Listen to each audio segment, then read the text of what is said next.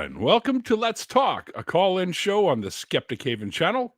Let's Talk is a safe place for atheists, those questioning or leaving religion, and anyone that wants to ask questions and have respectful discussions.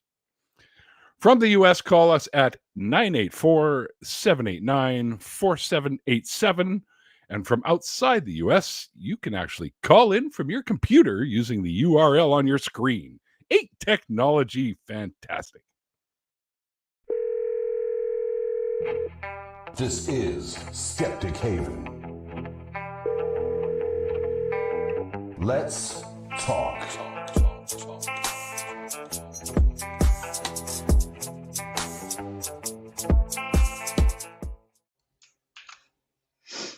Well, here we are. It is, what is it, Sunday, June 22nd, and we're almost at war. Fucking Trump going over there and dropping bombs on the nuclear facilities or whatever that they have there. I don't know. What's your take on this, John? This is a total fucking nightmare if I've ever seen one. And I mean, yeah, you've got politicians now that are calling for Trump to get a Nobel Peace Prize, and this comes after Pakistan suggested that he should get a peace prize. Yeah, for all of his efforts in bombing other countries for starting a war. Yeah, that makes sense. Yeah, I know. I put up a meme on my Facebook page that was I took a Fox News tweet and I attached that that Princess Bride. You keep using that word. I don't think it means what you think it means. It means what you think it means. Yeah. Which is totally apropos, if I do see myself. Yeah, I don't know. I don't know what the hell's going to go on now. I think I'm now digging a large hole in my backyard and building a bunker. So, well, hey, listen, I'm at more of a risk here than you up there in Canada. Like, I mean, they're not pissed off at you. You didn't drop bunker busters on whatever. No, I suppose that's true. Canadians, we drop them and go, oh, sorry. Well, yeah, I don't know. It's kind of scary. I was talking about it because I take my mom out every Sunday. So we went to a little place called the Dutch Pannenkoek House. So we had some nice pannenkoeks. She had an omelet and barely ate half of it. So I, of course, I had to step in and finish the omelet, which was really good. But anyway, so we were talking about it, and she's kind of actually scared. She's scared that things might come crashing down and the world's going to end up going into World War III. And I said, well, let's not get carried away. It's going to take, I think, maybe a little more than what's happened, but it's definitely not a good thing. I'm pretty sure that the Middle East will break into some sort of all-out war over there, but I don't know if the world is really ready or wants to get another huge-ass war going. I feel like if you leave it up to Trump, it's all going to be bad. Like no matter what, like it's just he would and all of this is because of Trump's doing. Like Trump did this. He blew up the Iran nuclear deal, and he blew it up to where there was no agreement that they wouldn't enrich uranium to have nuclear weapons. And so now he's like, oh, we just bombed them to prevent them from getting nuclear weapons. It's like, well, hold on, Mr. fucking deal maker. You're telling me you couldn't close the deal with them, and so you blew it up so that you could later blow them up? This doesn't sound sus one bit. Yeah, no, not at all. Fucking guy. Yeah, I don't know, but thoughts and prayers for you guys down there. That's all I can tell you. Thoughts and prayers. Yeah, that'll work. Yeah, works every time. Yeah. So I think our topic tonight is people that are convinced of untrue things, which is kind of a funny title because if they believe in something that most people would think is untrue, how do we know that whether or not they even know it's untrue or not? You know what I mean? Yeah. I mean that's where good epistemology comes in, and understanding how evidence can support your conclusion. Like just basic reasoning in that kind of sense can really help you out there. Yeah, I would agree. Epistemology is important. So understanding why we believe the things we believe is a good thing, I think, to have. And if there's no evidence to support what we believe, then I guess, in my opinion anyways, then we give up those beliefs, because why would you want to believe in something that has no support? Yeah, I mean that is an incredibly good question there. I agree. Well, hopefully we get some callers in here and they're going to try to convince us that something they believe that may not be true actually is. So we'll have to see who ends up calling in. It's been kind of light lately, though. We get, one or two callers here and there. So hopefully someone will call in and try to convince us of something. Who knows? There's been some pretty cool shit going on in the world of science, in my opinion, lately. They just used a CRISPR technology, I guess it would be, to save the life of the baby. Did you hear about that? I remember hearing something about CRISPR. I'm not exactly sure what happened. Can you refresh my memory? Sure. There was a baby that was born with a rare genetic disorder that most kids that are born with this don't make it past like the age of 12 or something. So they decided to go in and clip part of that gene out and add in a corrective gene so that doesn't happen. And so far, so good. So basically, they ended up saving this baby's life, more or less. But of course, they're going to have to wait and see how things go and see whether or not this takes, or whatever it is, I guess you would say. So I think that's pretty cool. I think if we end up using technology like that, I think it could lead to a lot of really great medical breakthroughs. And they're already talking about a bunch of medical breakthroughs that could come from this. So one of them is a lot of different cancers can be squashed with this. And because, we're all born with the potential to have cancer. So the thought is behind this for some of them, not all of them, because there are many, many different kinds of cancers that require different kinds of treatments. But the thought is that a lot of these that are genetically based could be quashed right from the get-go. And I think that would be kind of cool. And there's a bunch of other ones too that I just can't remember off the top of my head. But it's really interesting, I think, what they're coming up with this stuff. So. No, yeah, I think it sounds awesome. I know that there's been some advancement in like I believe it was like HIV research. I don't know if it was CRISPR related, but I know that they've, like, outside of the U.S., science continues to be developed, even though the U.S. has kind of a war on science right now. Oh, that's why do these fucking morons want to put a kibosh on this shit? I don't understand that. I have no idea either. It's weird, isn't it? Yeah, it is. Oh, fuck. I got to pay to read this goddamn article? Fuck you. I'm just trying to see here what it was called.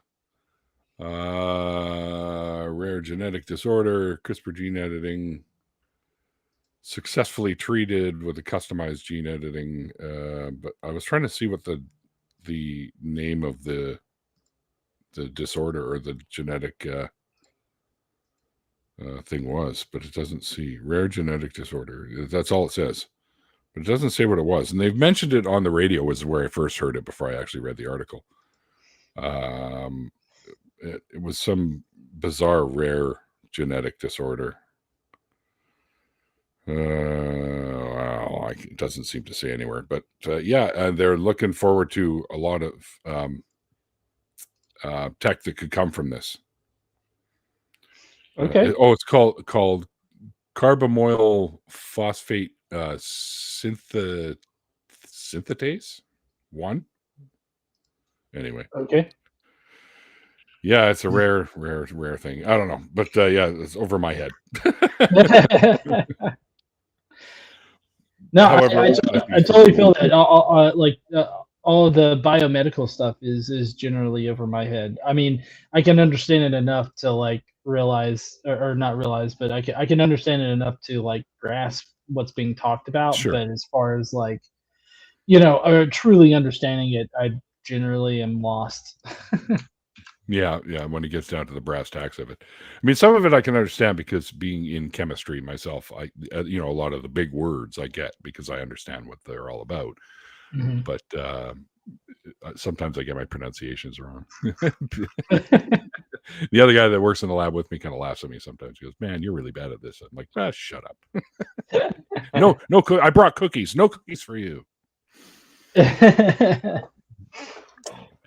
Yeah, another thing I'm looking forward to is the BajaCon coming up because you're going to be back there. Oh yeah. And I'm going to be on the podcast panel. Yeah, me too. Me too. Yeah, it's awesome. And I can't wait for it. I gotta tell you, like it's. I think it's gonna be a pretty awesome time. I had an awesome time last time. I could see you for one, and got to see the Apostate sisters last time too. That was pretty awesome. I believe I met Patty and Nancy up there. That was the first time that I had met them. Are they going to be back too? I think they are. I mean, I probably shouldn't speak out of turn. I think I remember me talking to them, and they're trying to make it up there. I hope so. For the pronunciation fund. Well, thank you, Jamie. I'll put that $5 to good use and try to pronounce words properly. I don't know how much $5 will get me for pronunciation school, but maybe a few minutes. Yeah, I'm looking forward to it. Justin Yehooligan and I were talking about doing some little sidebar podcast, like Breakfast from BajaCon or something like that. Like one of those TV show type titles. And I think that would be kind of cool. I'm looking forward to doing that. What's other than that? What's been going on with you lately? I got forced back into the office, so like I've been I've really been struggling with trying to manage like time like for editing videos. I recorded my Shroud of Turin video that's going to be coming out tomorrow.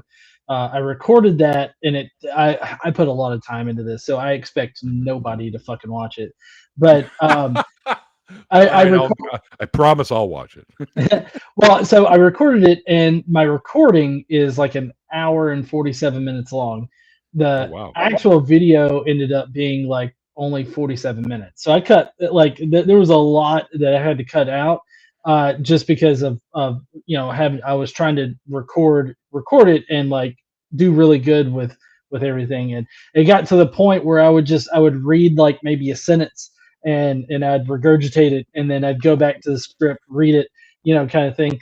And so I spent like a good week and a half or so on it.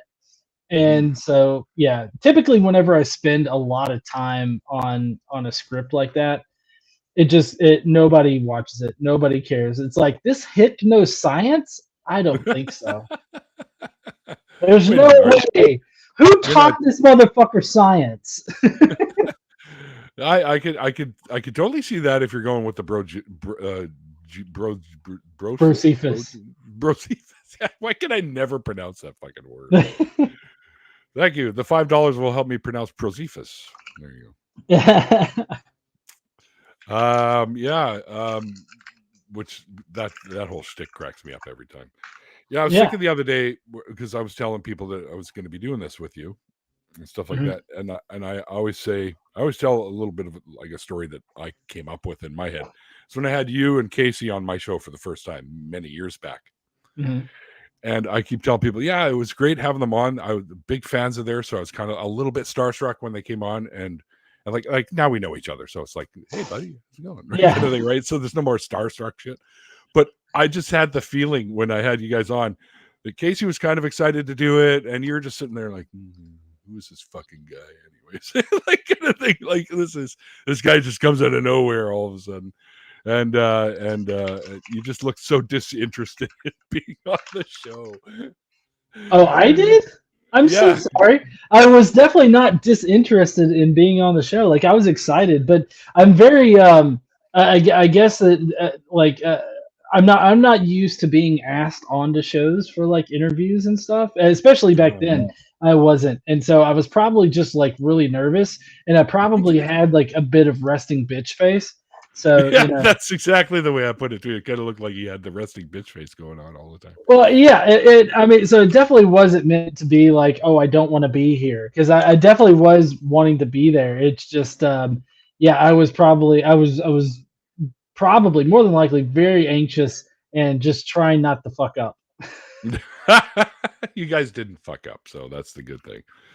I think it ended up being a good show anyways. I think we had a lot of fun, which is basically why I do the show. Like we like to have the information shared about deconversions or deconstructing and stuff like that, because there's I found after now years of doing the show, I found that there are a lot of people out there that are deconstructing.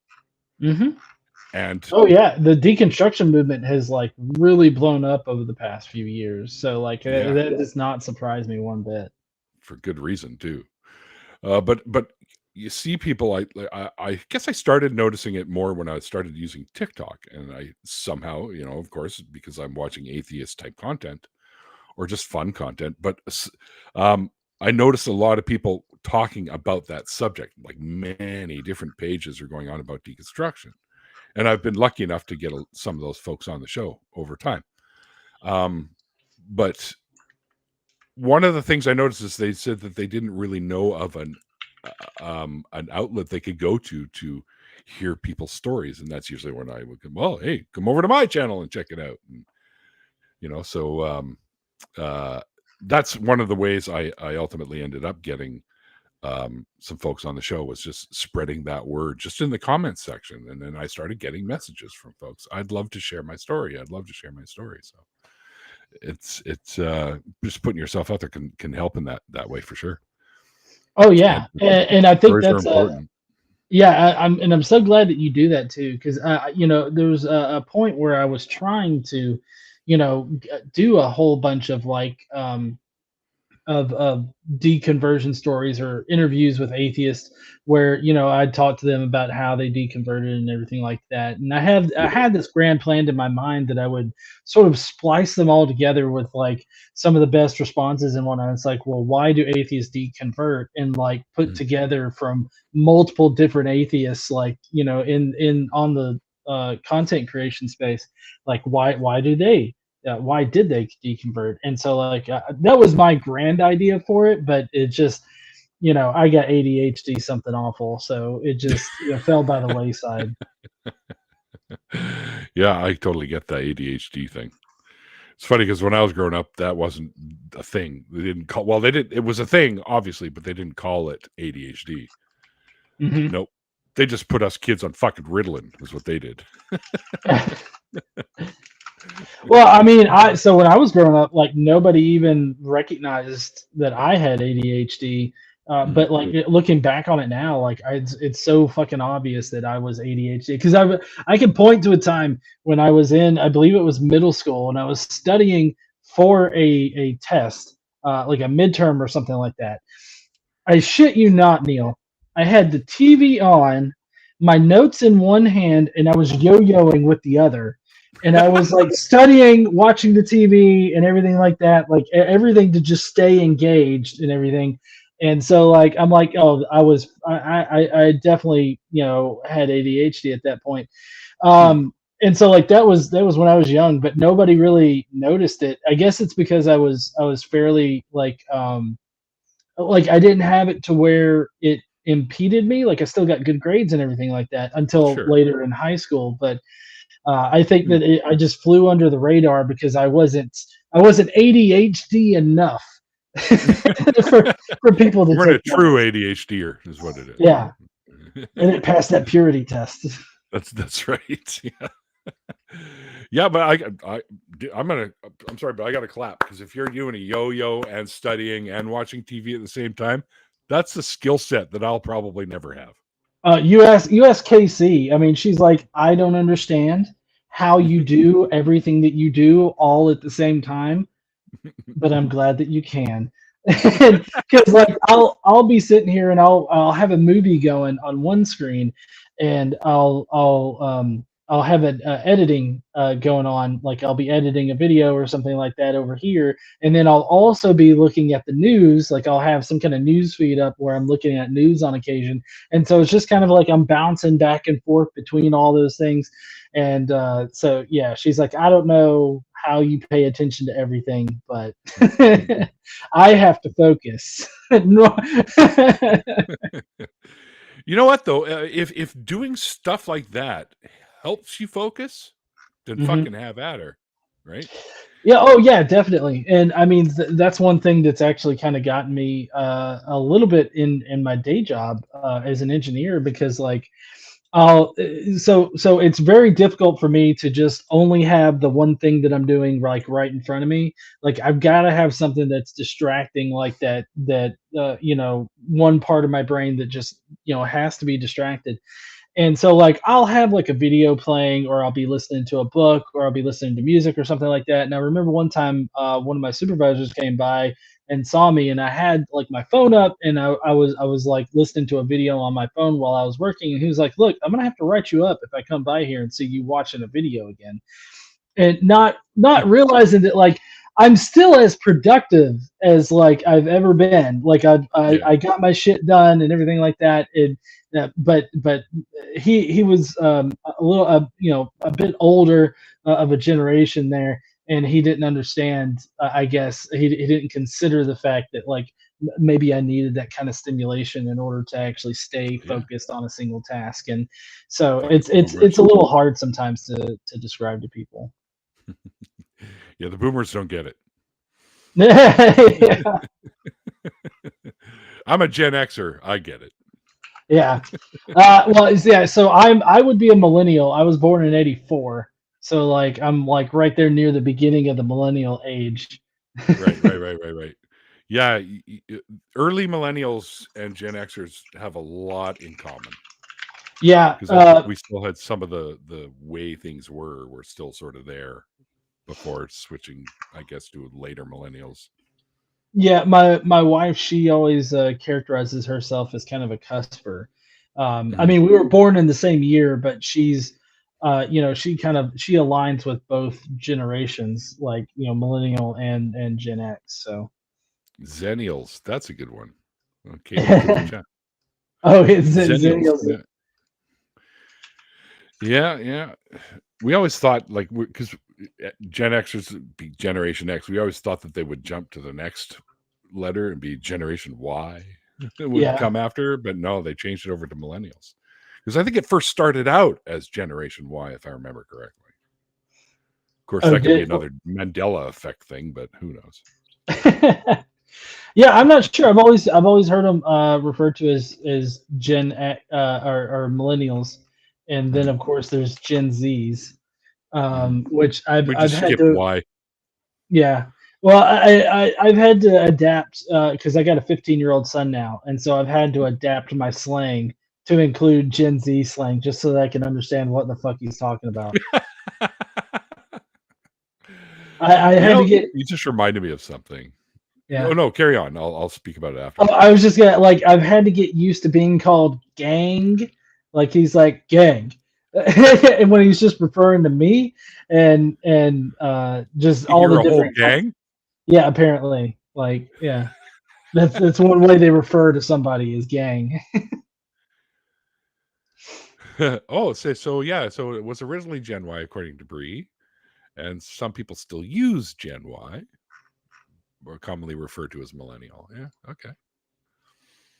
He also calls John Blood. Is that true?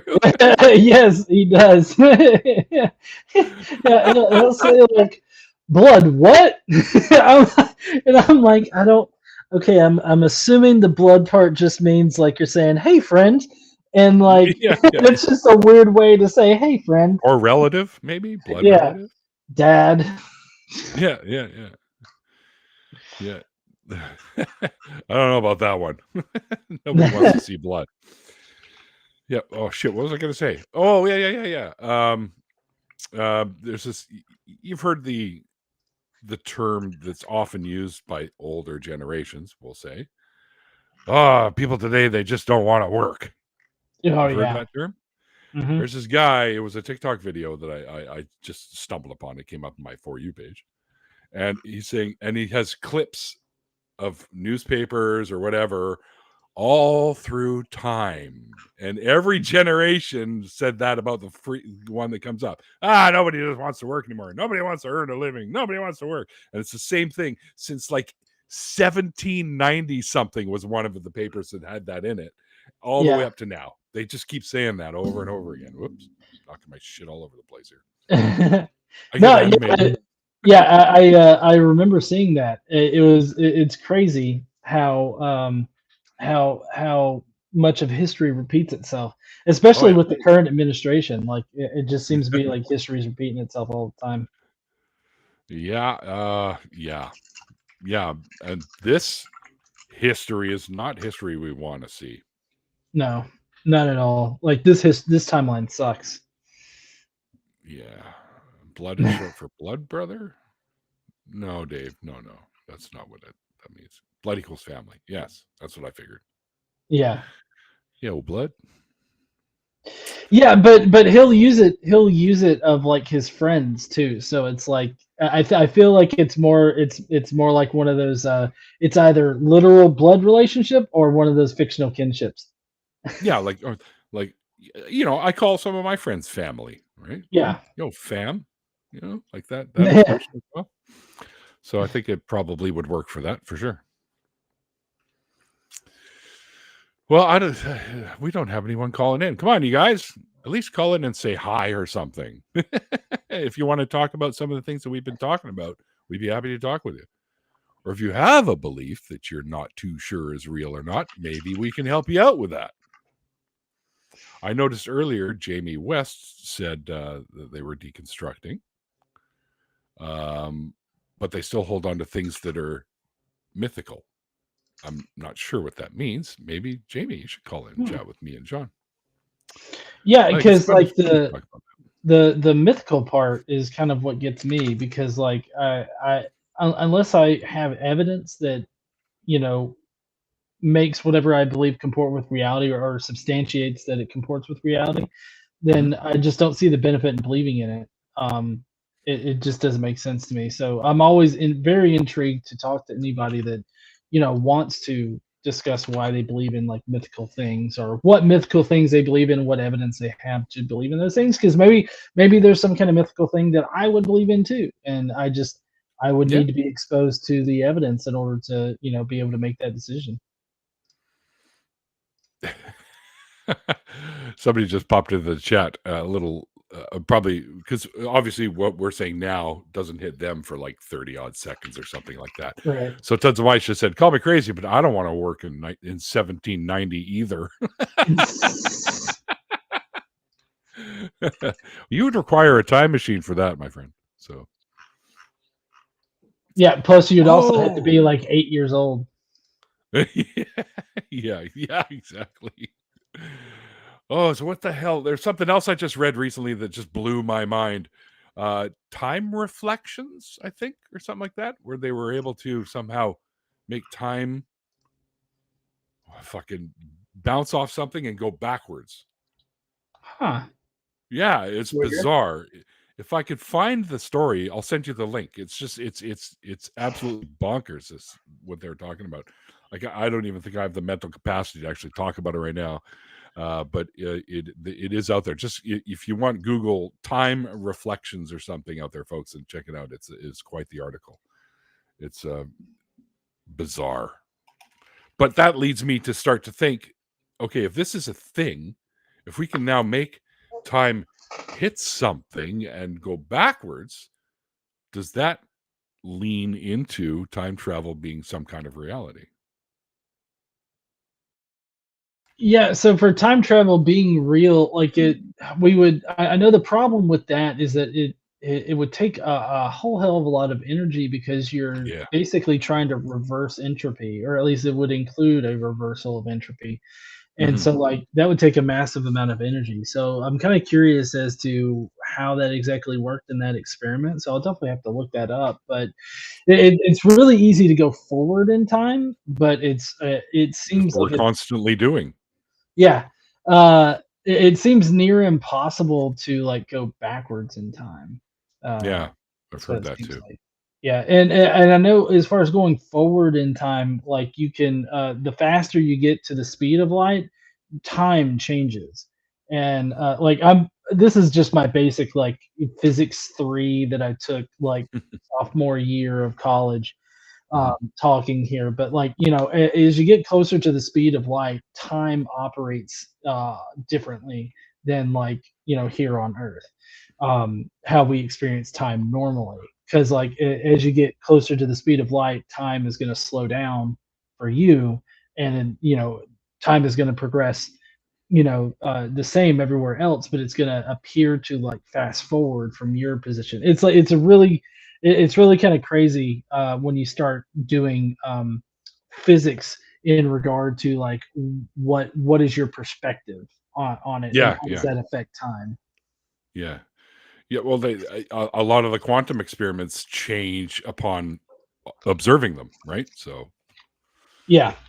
which is crazy to me, but that's just the way it seems to be. We do have a caller. Let's take this call. It is Casey from Alabama, progressive atheist. Wants to talk about propaganda. Hello, Hello. Casey. Hi.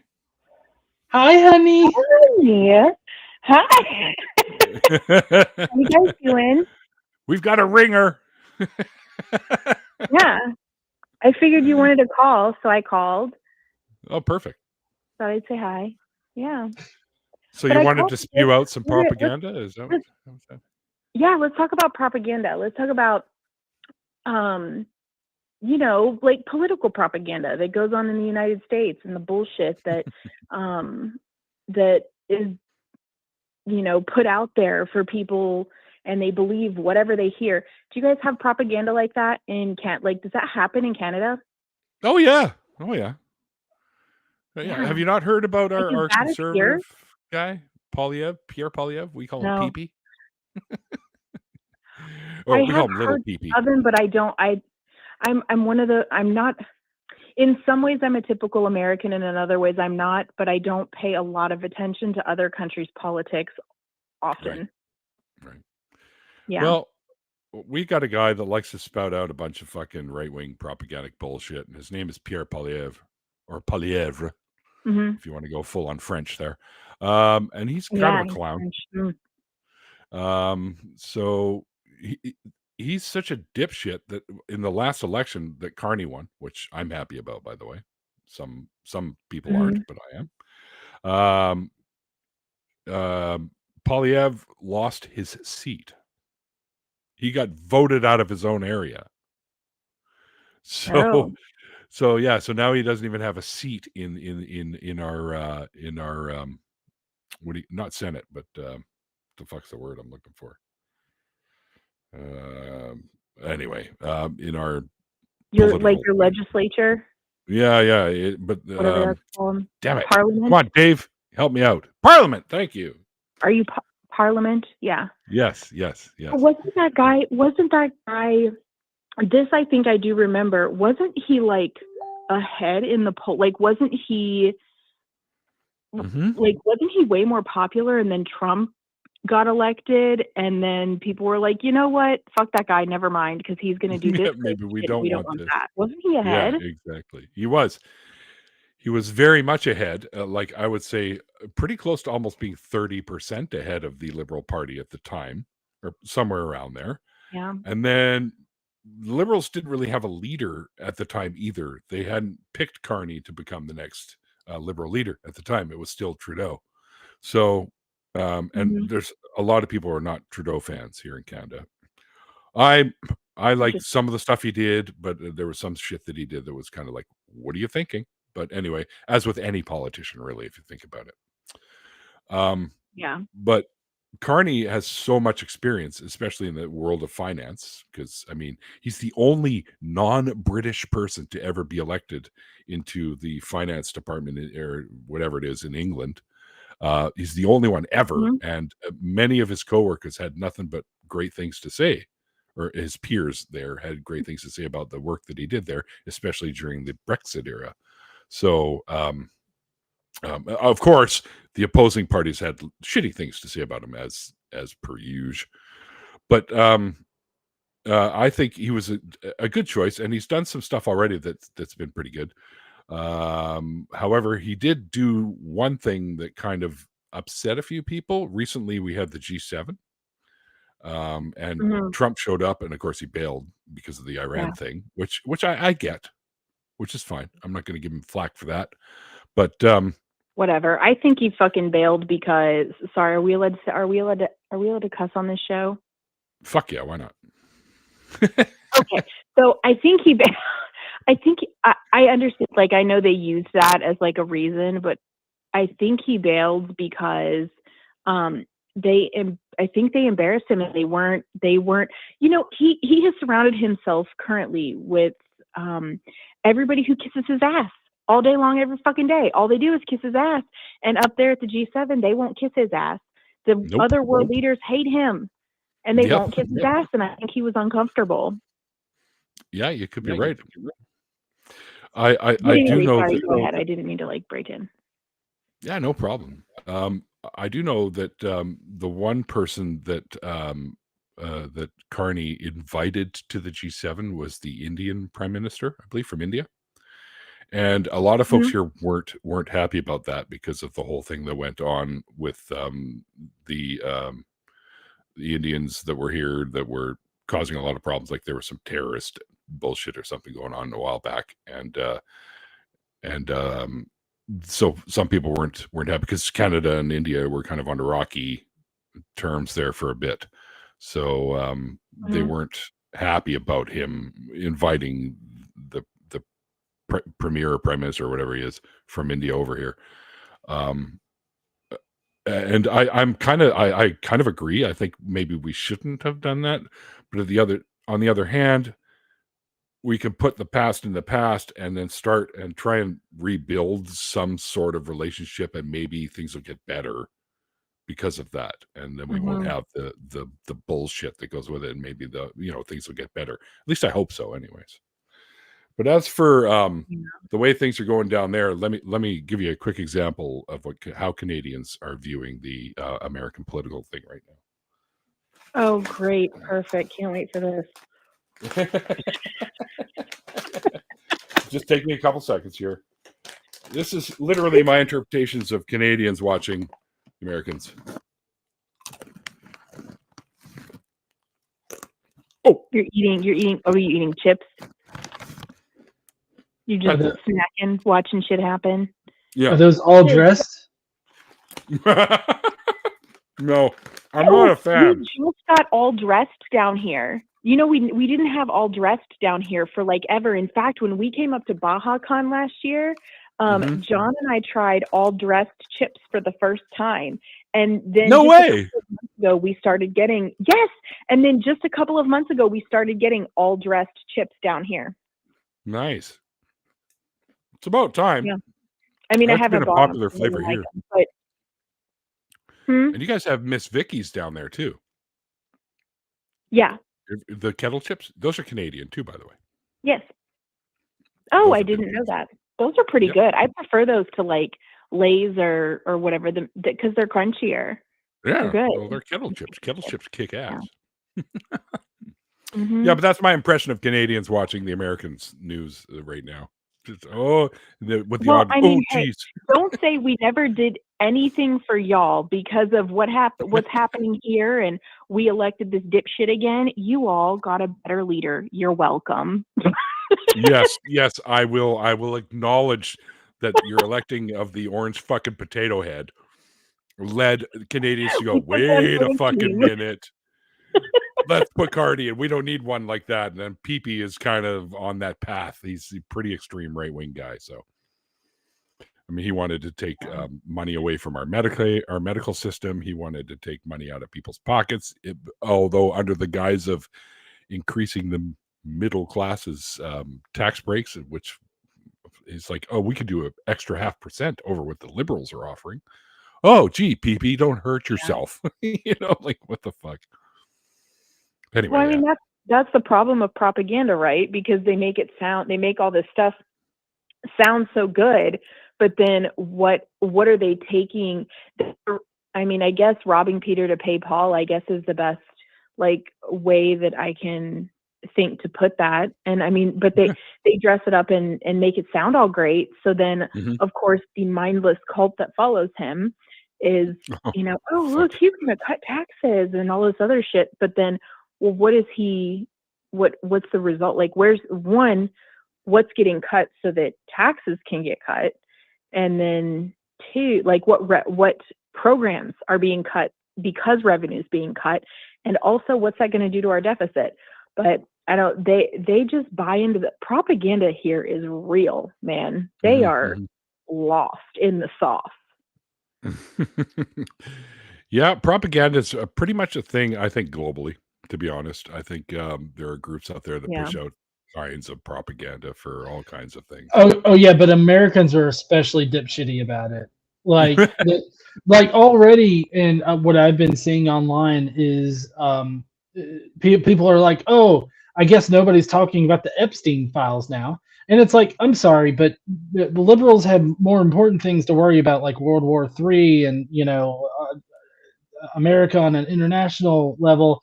We're not worried about the Epstein files because we already know that Trump is in the Epstein files. Like, there's no way he's not in the Epstein files. There's 7,200 pictures of him basically, with his hand on Epstein's shoulder. He's in the files. We're not concerned about that because we already know. The only people that are concerned about Epstein are the conservatives because they want him. They want liberals to be in the Epstein files. But I'm wondering, KC, honey, or Neil here, can you guess who in America is far more likely to sexually abuse children? Pastors, preachers, and conservatives, and not liberals. Republicans. So you're not going to find you sexually repressed. Yeah. I mean, they do it to themselves. I mean, that's one of the main problems in the Catholic Church, and has been for a long time, is the priests are not allowed to get married. Priests abuse kids more than pastors who are allowed to be married. And but even just in conservative religious circles, like the natural sexual repression that happens in those communities, that's what causes it.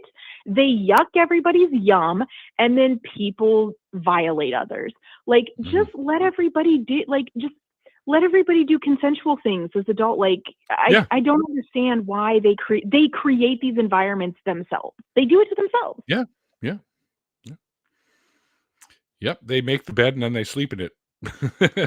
To sort of use an expression, I guess, that's kind of apropos a little bit. I mean, they do, while forcing someone in it who doesn't want to be there. Like, right, exactly. But what do you guys think is the best? Sorry, is there another caller? No, there is not. You are the sole one. Okay. We just have there's a commenter in the comments. No.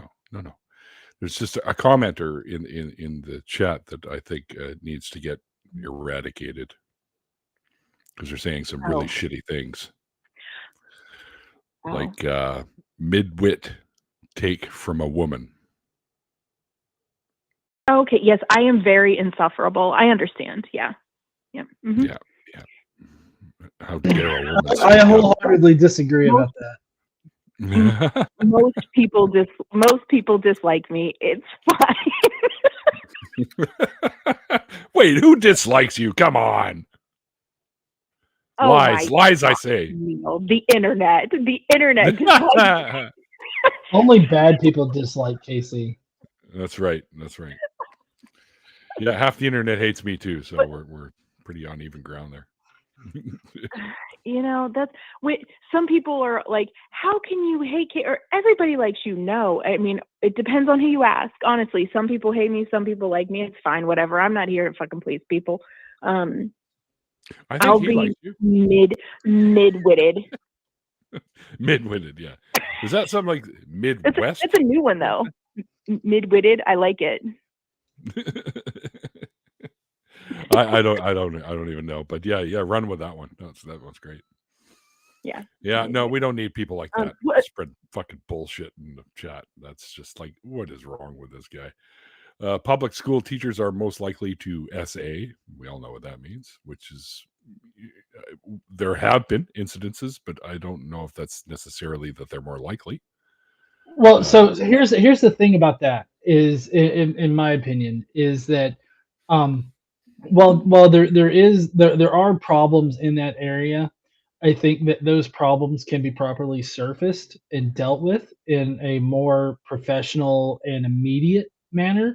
Whereas in church communities, as well as in the conservatives, what you have is this whole community that has like certain secrets that they want to keep, right? And so the fact that there are people that want to keep these secrets that really shouldn't be secrets in the first place, because it's totally fucking normal shit, right? Like priests having sex. Priests in the Catholic Church, they have sex.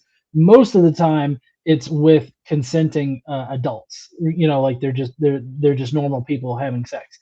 But there's a small portion of them that have sex with children, and the fact that the majority of them have to keep it on the down low about having sex in general with consenting adults, that allows the pedophiles to hide in there. So, like in the same sort of respect, in church communities and organizations and everything like that, centered around church, they have this air of like wanting to hide that kind of thing, and they also kind of have a more of a forgive and forget, or he's going to work it out with the Lord, or they're going to work it out with the Lord kind of mentality. I don't know how well that goes. Yeah, they think that they just pray to God and they're fine now, and so that's a problem. So like, there's major differences between the two.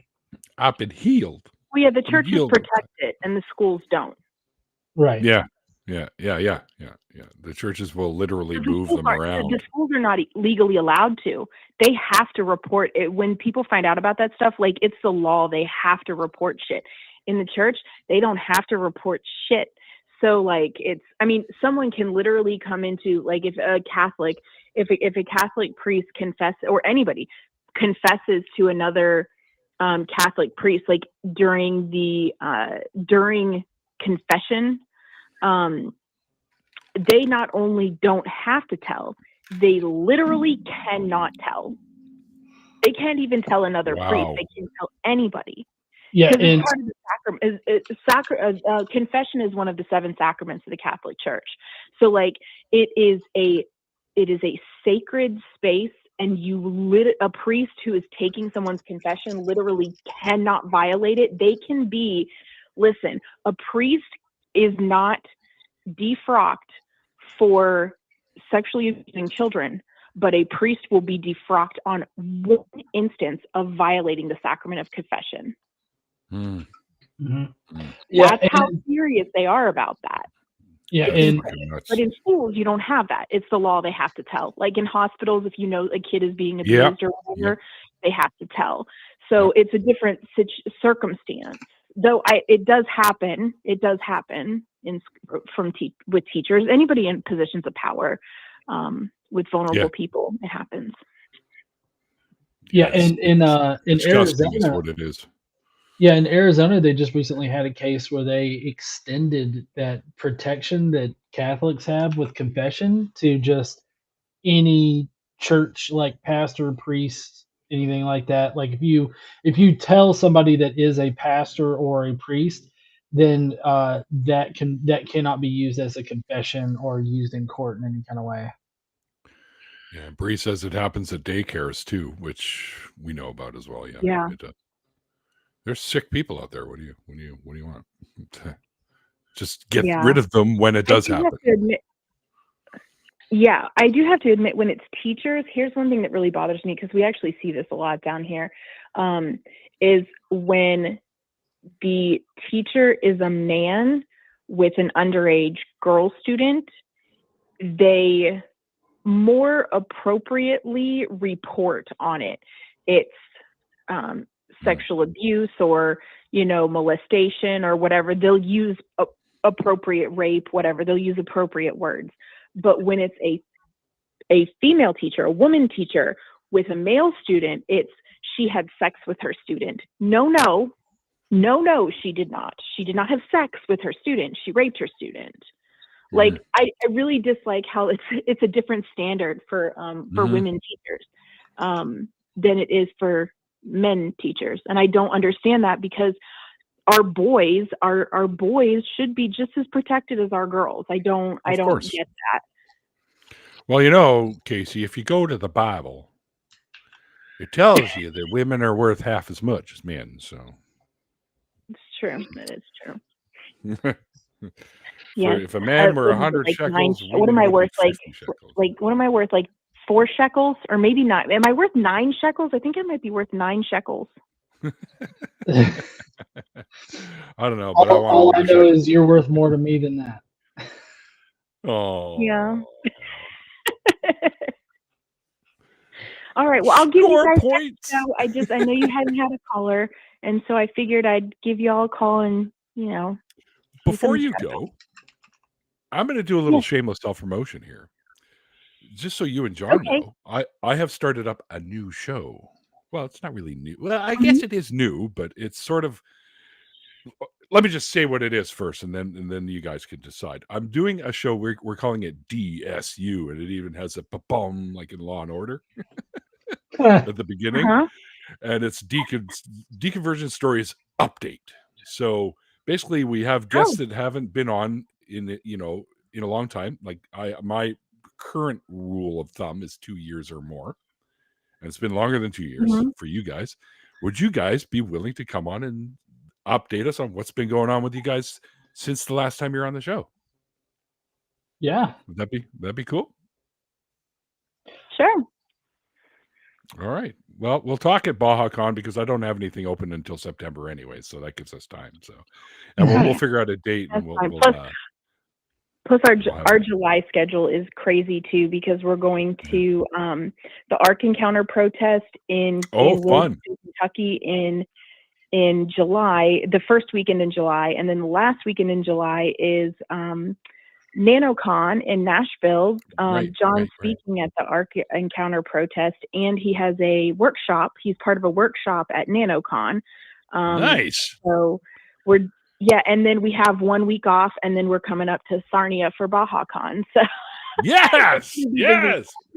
And have a hoot. And some shameless self-promotion for me, since you did it, I'll do it too.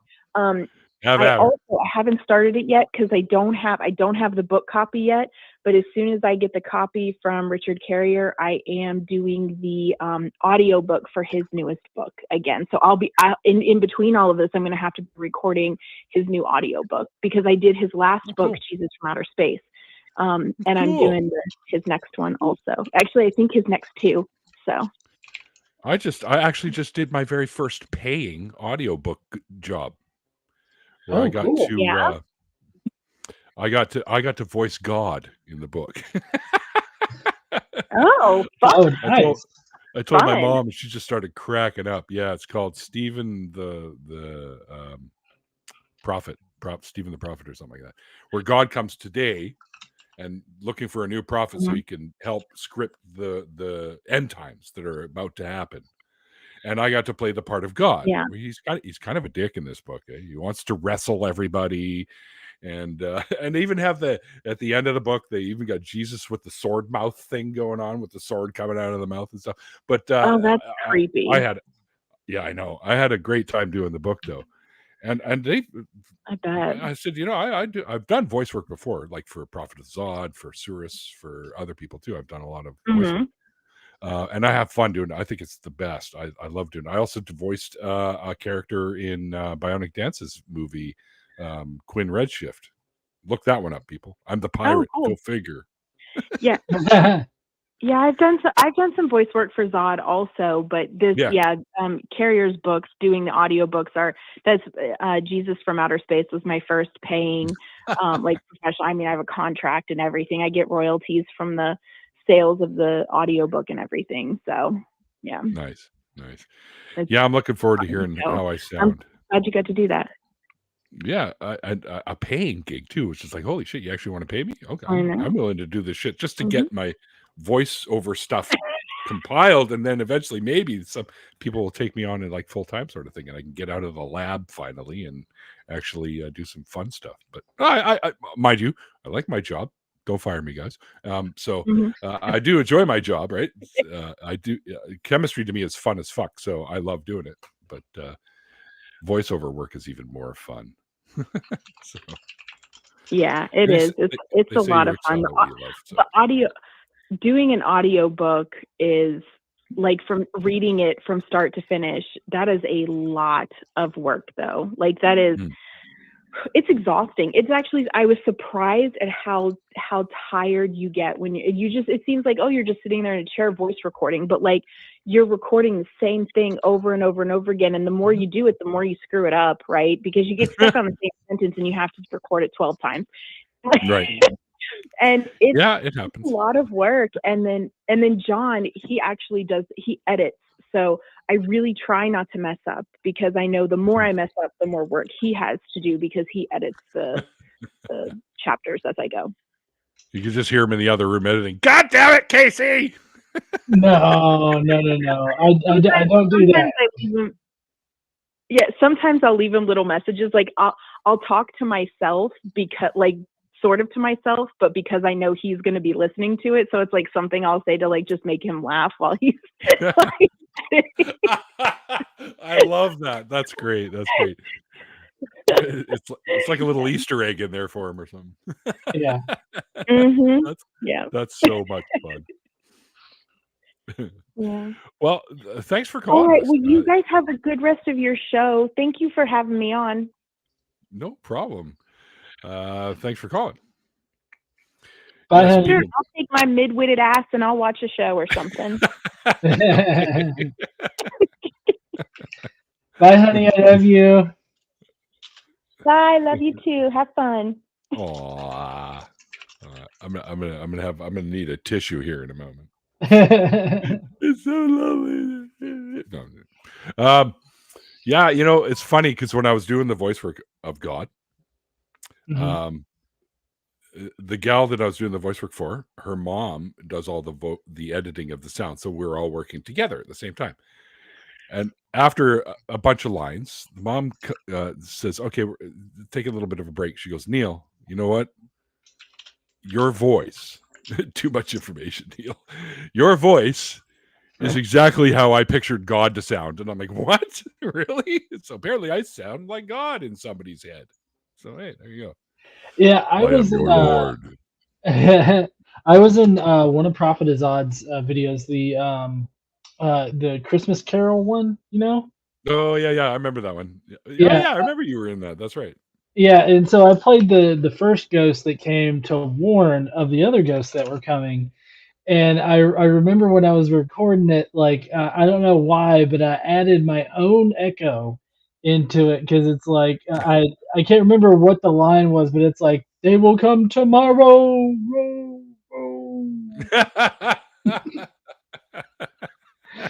You didn't have an echo effect you could have used on that? Make it well, no, I mean, I thought it was better that I just did it on my own, because it makes it sound a little bit more like desperate or something. I don't know. Like, I felt like it fit like the tone of the video. Right. Yeah. So, hey guys, call in, talk to us. We'll talk about just about anything tonight. The last call, we were talking a little bit about propaganda. As you can see, that's still on the ticker for some reason, because Michael's slacking. But yeah, we'll talk about just about anything. You got something that if you've got a belief that for some reason that you kind of know in the back of your mind that it's probably not really a thing, but you want to hold on to it for whatever reason, give us a call. Let's talk about that. Yeah, I'd really love for people to call in. Now, I have posted like the number to like my socials and everything like that, so there shouldn't be a reason why people aren't calling in. But I can only imagine that. Well, no, I think that they're just scared, to actually talk to me. That's what I think. But Neil, the one thing that I've gotten the most pushback on from theists, at least, has been this new topic that I've kind of been running with on TikTok, and that's the fact that Mary was raped by God. Sorry, I say raped.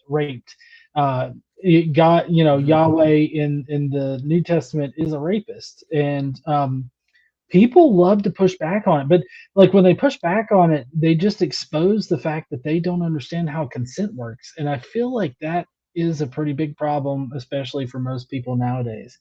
Like just understanding what consent is, how consent works. Yeah.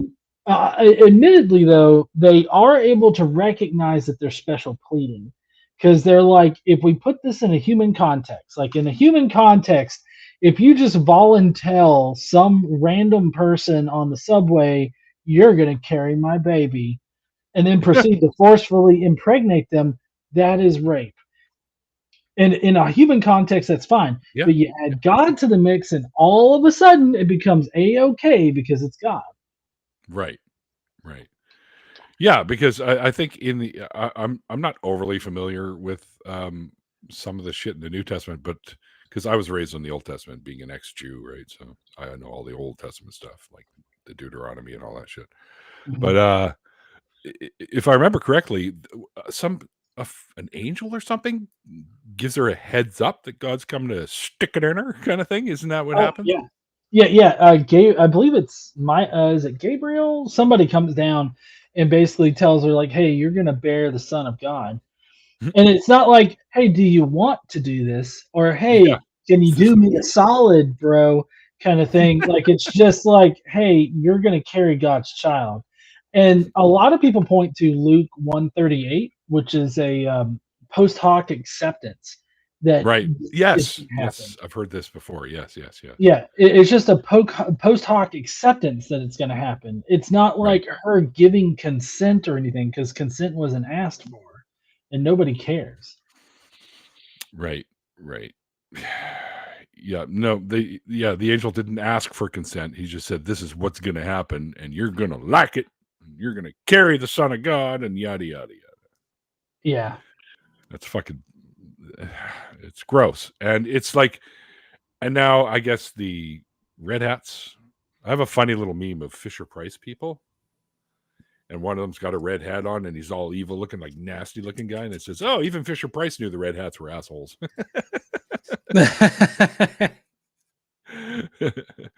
Well, you sound better now. I don't know what the hell happened there. Oh yeah. No, my wife KC, she just was like, "Your voice sounds weird. It's using the wrong mic." And so like I checked the inputs, and for whatever reason, like it swapped to I got a Bluetooth headset, and yeah, and so it was not using my good mic. This mic right here, the one that I've been talking into, it was not picking that one up at all. And this is a nice one. This is like a $400 mic. So, like it's great. It's supposed to. Huh? Oh, it's an RE320 is what it is. Well, we got them years and years ago, so it's been a long time. They've definitely paid for themselves, that's for sure. Yeah, for sure. I have one of those little screen pop thingies too, but I don't use it for the call-in stuff or my show. I'll do it. I'll add it to this because this already has the foamy on it, but I'll add it to that for like the book readings and stuff like that because it does help. Right. Yeah. Archangel Gabriel is in the chat. Yes, it was me. It was always me who's got to tell the mortals about sex stuff. Ugh. Poor Gabriel having to teach humans about birds and bees. Yeah, so let's see, Luke 1, and I always hate it when people like don't read the entirety, of a passage or whatnot, because they will often leave things out that are pretty important to it, right? So I with this newfound like if somebody out there didn't think of, oh yeah, Mary was raped, I just want you to actually listen to the interaction between the angel and Mary in this situation. And I mean, just with the notion that yes, this definitely is rape, just think of it in that kind of context. All right. Mm-hmm. So I'm starting in verse 26 here, and it says, in the 6th month, the angel Gabriel was sent by God to a town in Galilee called Nazareth, to a virgin engaged to a man whose name was Joseph, of the house of David. The virgin's name was Mary, and he came to her and said, "Greetings, favored one, the Lord is with you." I get Weinstein vibes on that particular one. It's like, greetings, favorite one. Want to do me a solid? Except there's no question here. Nudge, nudge, wink, wink. Yeah. But she was much perplexed by his words and pondered what sort of greeting this might be.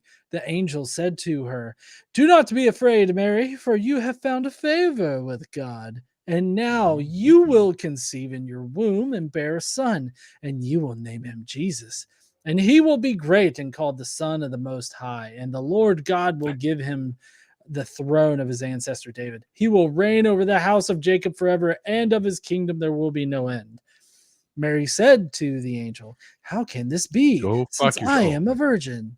Yeah. The angel said to her, "The Holy Spirit will come upon you, and the power of the Most High will overshadow you. Therefore, the child to be born will be holy. He will be called the Son of God." Now, just reading that part right there, does it not sound like the let's see, the Holy Spirit's going to come upon her. The Holy Spirit's going to come and hold her down. Okay. The power, the power of the Most High is going to overshadow her, and then they're going to forcefully impregnate her. Like, do you hear the rape scene that is unfolding here? I feel like it's definitely talking about the Holy Spirit splooging all over her while the Most High holds her down and like forcefully impregnates her. Like, it's totally pornographic. It's horrible. And this book should not be allowed in public schools. I'm just saying. Like, that's my argument here. No. I thought Browsers was Canadian. I don't think so. Not sure. But how to roll an ass right? But is Mary a goer? Nudge, nudge, wink, wink. Say no more. Say no more. That's old British humor stuff. It's hilarious. She a goer? Nudge, nudge, wink, wink. I do pretty good, funny British stuff too, like accents and whatnot. So I think that's one of the reasons that some people wanted me to do some voice stuff for them, because of accents and stuff that I can do. So. Mm-hmm. Right. I'm just waiting for them to make me redo voices for the Muppets. Well, which one would you do? Oh, I don't know. I used to be able to do a ton of them. I haven't actually done voice like that for quite some time, so I'd be a little rusty. But it'd be like, let's see. Hey, Kermit the Frog here. I could do Kermit, that kind of thing. That's iffy. No, that was Jordan Peterson. I don't know what you're talking about. Oh, yeah, that's right. You remember Ocean Keltoy? Did a great fucking Peterson imitation on one of the videos that I got to do with him too, which is that's cool. He was amazing. His Peterson is as good as Josh's Hovind. Oh yeah, like if you close your eyes and is that actually Peterson? When Josh does Hovind, I'm like, fuck, he's channeling Hovind. What's going on here? He does him so well. Oh, you talked to. I haven't spoken to Ocean in a long time, Casey. I don't even think he likes me anymore. But that's Ocean. Ocean called me on my birthday. Did he? Yeah, he was. Cool. He was supposed to be at my birthday party, because I had a birthday party where like Vice Rhino came down from Canada, and Surus came over, and cool. Richard Carrier was there. Like, it was Godless Granny, she came over. Oh, Kelly, nice. Yeah, they all came over, and it was a fantastic night. And Ocean was supposed to be there, but he ended up having to officiate a wedding that weekend, so he couldn't come by. I guess my invite got lost in the mail. Well, I didn't do the planning, so you might want to ask Casey about that one. We'll have to fix that next time. The only thing is things better improve, because I'm kind of scared to go across the border, because they may not let me back. Right. To be honest, like that's one thing that I'm a little concerned about, like going to Baja Con this year, because like people are legitimate. Like even if you just look a little bit spicy, you get thrown to the ground and arrested and shit. And so like, I feel like I might have enough spice in me. I got a quarter Puerto Rican in me, and I'm just wondering if they're gonna look at me like a little bit of side eye and be like, "You look like you got some Rican in you," and I just I don't know if I want them to be like, "How much Rican do you have in you?" Well, it's my big toe. Yeah. That work? Well, you see, the joke is these people are too stupid to understand that Puerto Rico is part of the United States. It's just not a state; it's a territory. So, That's right. like, they're not even going to understand it. No worries. Well, maybe on your next big birthday bash, I think I sent you a happy birthday on Facebook, anyways. But I think, yeah, if I can make it, I'd fucking definitely come down there and celebrate with you, brother. No problem. Oh, yeah. No, I mean, yeah, totally. I don't know. This year, I think that my plan for my birthday is actually to go to a casino near us, and I'm going to play some poker. So I think that's what the plan is currently, but we're still seeing if we can make that work. Because I've got a half brother that's getting married in October, and so like we're having to see if we can still do some things in the year and go to my brother's wedding. Are you an October guy?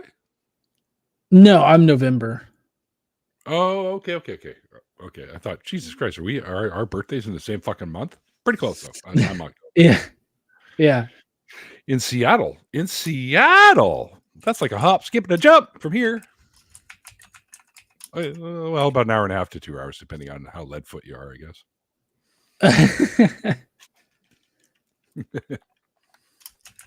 It's so funny when I first heard about BajaCon being in Sarnia, Ontario. I'm thinking, Jesus, Sarnia, is that the Canadian version of Narnia? So I have to go to a Canadian Tire, because, Canadian, and buy a wardrobe, and then put some furs in it, and then muscle my way through, and then I'll end up in Sarnia? Is that how that works? No. That's Nova Scotia. Just ask Shannon Q. I wonder if they're going to come. I don't know. I know, obviously they didn't come last year, but I know that Shannon's been really busy and Paul's always really busy. So yeah, I'm not sure. Yeah, I love that new show of Paul's where him and the other guy's name just fell out of my head, but they talk about the old Art Bell show. Toast AM, they're calling it or whatever. Oh, like yeah. Coast AM. And I told him that I called into the Coast to Coast AM show way back in like 1997 or something, where the topic was about possibilities of alien life. And back then I had this thought that, because I had just been reading some stuff on the sun, our sun, Sol. So, and apparently it has since, over the past few million years, it's downsized a little bit because, it's starting to burn through the fuel or whatever. So I thought, well, is it? So I called Art and I was like, do you think it's possible that the sun may have been a little larger, so the habitable zone may have been a little bit more, and Mars could have actually been cultivating life at the time, but then as it slowly shrank, the atmosphere got sucked out, and yada yada, this, that, and the other thing happened, and now it's a dead planet. So and I was like, so what do you think, Art? And then he pressed the button and hung up on me. Right. And but he does that, and then he answers the question. He says, well, I guess that's a possibility. I don't know about the sun shrinking or anything. And I said, well, according to, at the time, I couldn't remember exactly because I was excited because I got on the Art Bell show. I couldn't remember exactly where I'd read it. I believe it was somewhere, because the internet was very, very new at the time. So it literally took like the entire day. If you wanted to see some celebrity's boobs, you had to click download, and then you could see it slowly go up the page slowly. So you had to go to bed, wake up, and oh, look, nipple, right? So but that took like overnight, right? So but yeah, I remember going on and it ended up that it was the NASA website where they were talking about how the sun isn't as big as it was during the beginning and building of the solar system. So yeah, so I thought maybe that was an idea that it's not like I was trying to say aliens, aliens, but I just thought maybe that's a possibility, and he said he wasn't quite sure. So whatever. But I was going to pop on their show and talk about that, but that still hasn't happened. I think it's because they drink while they're doing it, so I think maybe they forgot. Right? Oh, I okay. didn't show up, and so I don't know. Yeah, I know Paul loves tequila, and I cannot handle tequila. I figured that out. I just can't do it. Nope, I'm a Scotch guy. Well, I used to be a Scotch guy, and beers. I like my beers. Aaron and I would get together and we'd try out all the darkest fucking beers we could find, right? And try to drink them all. And but I can't drink I anymore. can't stand lagers. Like I just can't do lagers. I'm not a like, lager guy. Oh, you're not? Okay. Not a lager guy. It's got to be an ale or a stout. Occasionally, I don't mind the odd pilsner because they're lighter than lagers, and it's got to be ice fucking cold on a smoking hot day, and I'll crack open a pilsner. Well, so I normally do IPAs. Yeah, I like IPAs. Yeah. You know the story behind those, right? About how they were invented, because they had to put they made them a little differently so that they would last longer on the spice trail when England would go over to India. So that's why they're called India Pale Ales. So I guess how they made them, it made them last longer in the kegs or whatever containment they were using, so they could have the beer all the way down the spice trail, which I always thought was kind of cool. Oh yeah, you can't drink stout, right? Because of the carbs. Oh yeah, typically I can't. India Pale Ales are pretty much like I can usually have maybe a couple of those, and that usually has a pretty substantial amount of carbs in just a couple of those. So I normally have to taper my beer intake, like unless I'm drinking like a Michelob Ultra or like a Bud Light or something like that. But which is basically piss water. Yeah, I don't drink that all that often. Like if I'm like out at a restaurant, I probably would get like a Michelob Ultra, but other than that, I usually drink IPAs. Yeah, well, when I was a beer drinker, I loved IPAs. IPAs are great, and all kinds of ales. I was a big ale guy. Well, folks, I think you guys should call in. I don't care. Yeah, anybody, just call in, talk to us. Yeah, we'd love to hear from people. I mean, we've talked about a number of things tonight that people could call in about. I'm surprised somebody doesn't have a problem with, me saying that Mary was raped. I mean, normally even atheists are offended. Like, no, she gave her consent. I saw it. It was right there. I was there. Yeah. That's one of the biggest things that pisses me off is that, were you there? Oh, yeah. When you could literally say that about anything they're spouting out of the Bible. Oh, really? Were you there? Like, no, but my God was there. Go fuck you. Your God was there, was he? Anyway. Yeah, so normally that question gets a lot of people riled up, and the other question is whether or not Jesus existed. Like they normally get all up in arms about that one too. Looks like we do have another call coming in. Oh, cool. Kids cannot consent. I agree. Yep, that's just basic facts right there. Ember spitting facts and comments. Somebody doesn't like swearing. They're using the curse word in the private chat right now, folks. The number one curse word today on the show: fiddlesticks. Fiddlesticks. That's a classic. I haven't heard that one in a long time. Well, they are trying. They're screening a call now, so we shall see if it happens. It looks to me like Jamie is deciding to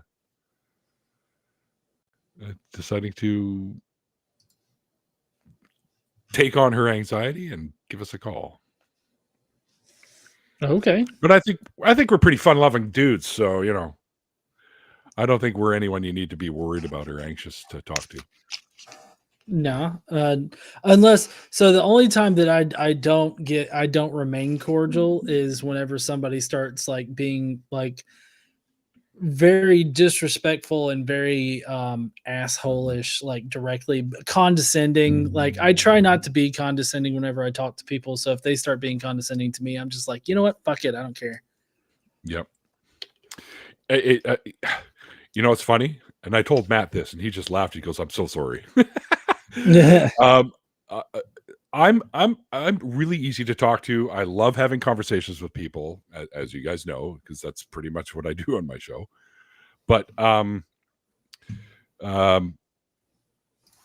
be jovial, cordial, all the things. I'll be super nice until you start talking about things that are just disgusting, right, and bad and immoral, and think that it's okay. That's when I start losing my shit. And I go off, and somebody in the chat one day when I was going off on this John guy from Canada, go figure. Yeah, we have him up here too, people. I started going off on this guy, like, you're fucking in, and I'm going off and going off and going off, and somebody in the chat posts, holy shit, he's the Canadian Matt Dillahunty.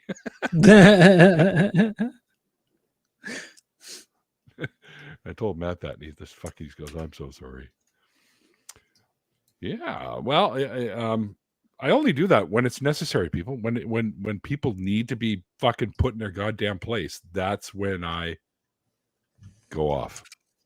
Hey, newsflash: none of you are going to heaven to live forever in the magic castle in the sky. Damn it, Dean! I'm trying here. Come on, Dean Kruger. You related to Freddie?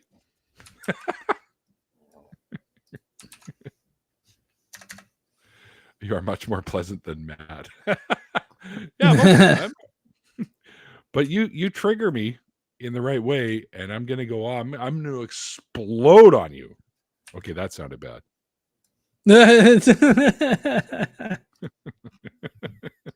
Not in that way. Not in that way. I remember those days. Oh, anyway, so yeah.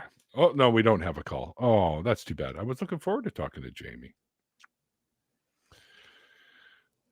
All right, I got a question for you, brother. What is the absolute worst defense of belief in a deity that you've heard? It's got to be something along the lines of "Look at the trees," which is me too. Essentially just presupposing that God exists and is responsible for everything. I think that that's probably the worst one that I've heard, because they never want to substantiate that God is responsible for everything. They think that they can get away with just defining God as being responsible, and that proves that God exists in some kind of way. So like it ends up being this whole circle jerking type of argument where, they presume the conclusion in the initial premise, which, makes it a circular argument. So yeah, that's not how you set up a question like that. You don't start with the answer that you're looking for. Right. Exactly. Yeah. I'm on board with you. That whole look at the trees, or it's also phrased in a different way. Like, what do you mean you don't believe in God? Just look around you. Yeah. Oh, it's like it's a Hamilton show. Like, look around, look around. Yeah. God is everywhere right now. It's like, oh, okay, I'm looking. Oh, look at that. There's a raven in the tree stealing the egg of another bird. That's God's doing. Fucking God, yeah. Oh, look at that down there. There's a bear eating a salmon, just tearing it to pieces. Oh, look over there. There's a kid beating up another kid and stealing his bicycle. Wow. It's an amazing world that God made. Totally. The argument from design and the Kalam. Yeah, totally, Dean. Totally. The Kalam is ridiculous anyways. Yeah, the Kalam. So like, even if you take the Kalam cosmological argument, like at face value, the only thing that it really does ever is it it essentially just proves that there was something that inflated the universe, right? Like even if you take all the premises at face value, that's all that you could hope to prove with it. But they always make the logical leap to like, this proves God, and it's really fucking aggravating when people do that.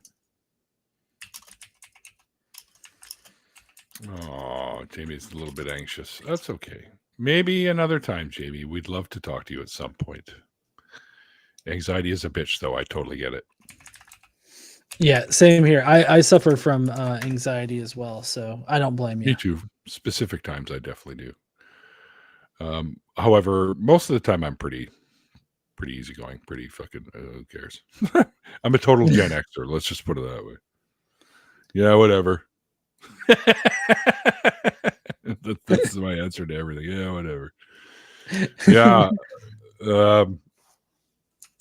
I actually, there's a T-shirt that I want to get that's got something along those lines. Like, yeah, whatever. Gen X, 1966, because that's when I was born. Yes, folks, there was a 1966.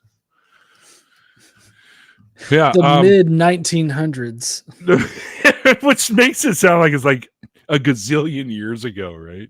Remember back in the 1900s? Yeah. And it freaks me out that we're already a quarter way through the 2000s, right? Almost to 2100, right? Yeah.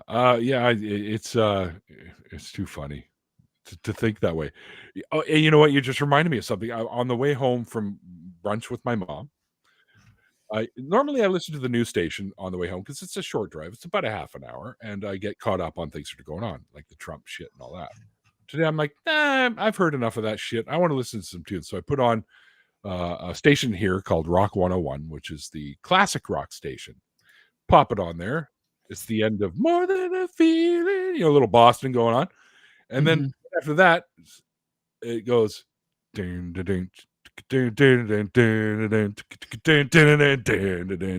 like, when the fuck did Smells Like Teen Spirit become classic rock? Was I sleeping? Well, no. So I don't know if you've heard about this, but they're calling what we understand as classic rock grandpa rock. Yes. I saw a whole top 10 grandpa rocks, and actually More Than a Feeling was on that list. So yeah, The Boys Are Back in Town was on it, and another one that it's a song by Kansas. What the fuck is it called now? Oh my goodness! Anyway. Carry on my way. Carry on my wayward son. Yeah, that one was on there. That's a great tune. I don't care what anybody. I'm not a big Kansas fan, but that's a great tune. Yeah, I'm right there with you. I tried to memorize the lyrics when my son was born. Oh, no way! Yeah, that's awesome. Oh man, that's awesome. That'd be a great one to sing to him. Carry on my wayward son. Of course, I could. Well, I don't want to go up in those registers right here. So. Yeah, well, I mean, it also had I had Supernatural. Yeah, Dust in the Wind is good too. I had Supernatural, like I was going through like I was watching Supernatural a lot, so like that was also a factor in it too. Oh, yeah. I just honestly, I feel old. That's all I can tell you. I just feel old now. When grunge hits fucking classic rock stage, then I'm like, what the hell? I totally feel you on that one. Yep. So apparently we're having issues that people can't hear Wes when he's talking to them. So that's what. So we're kind of having. Can they hear now if I put them through? You think? I don't know. Try putting someone through, and we'll see how it goes. I think Dave was trying to call in. Kept at desk.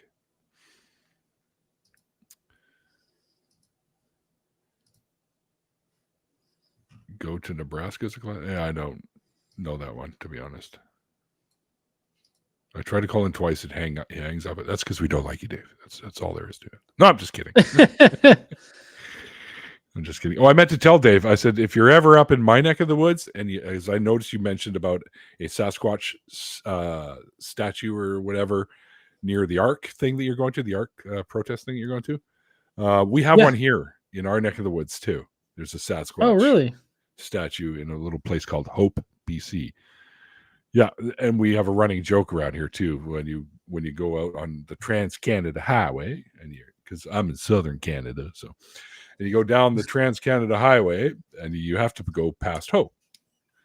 So when you hit that point, you go, oh, there we go. Now we're beyond Hope. It's kind of a running gag around here. Yeah, apparently people can't call in. It just hangs up on them. Well, that kind of sucks. Well, at least we got to talk to Casey. Yeah. Yes, Ryan, you are late. We are very disappointed. We think you should call in. At least you give it a try and see if it works for you. Late, but yeah, I know sometimes call-in studio can be a bit weird. Are y'all using call-in studio? Yes. Yeah. I know sometimes it can be weird. And on other shows, I know they've had to stop the show and then restart it. So I don't know if maybe that's needed. I'm not going to sit here and try to run production for y'all. Y'all got this. That's not why you're here, John. You're here to hang out with me and yell at people when they act like idiots. Yeah.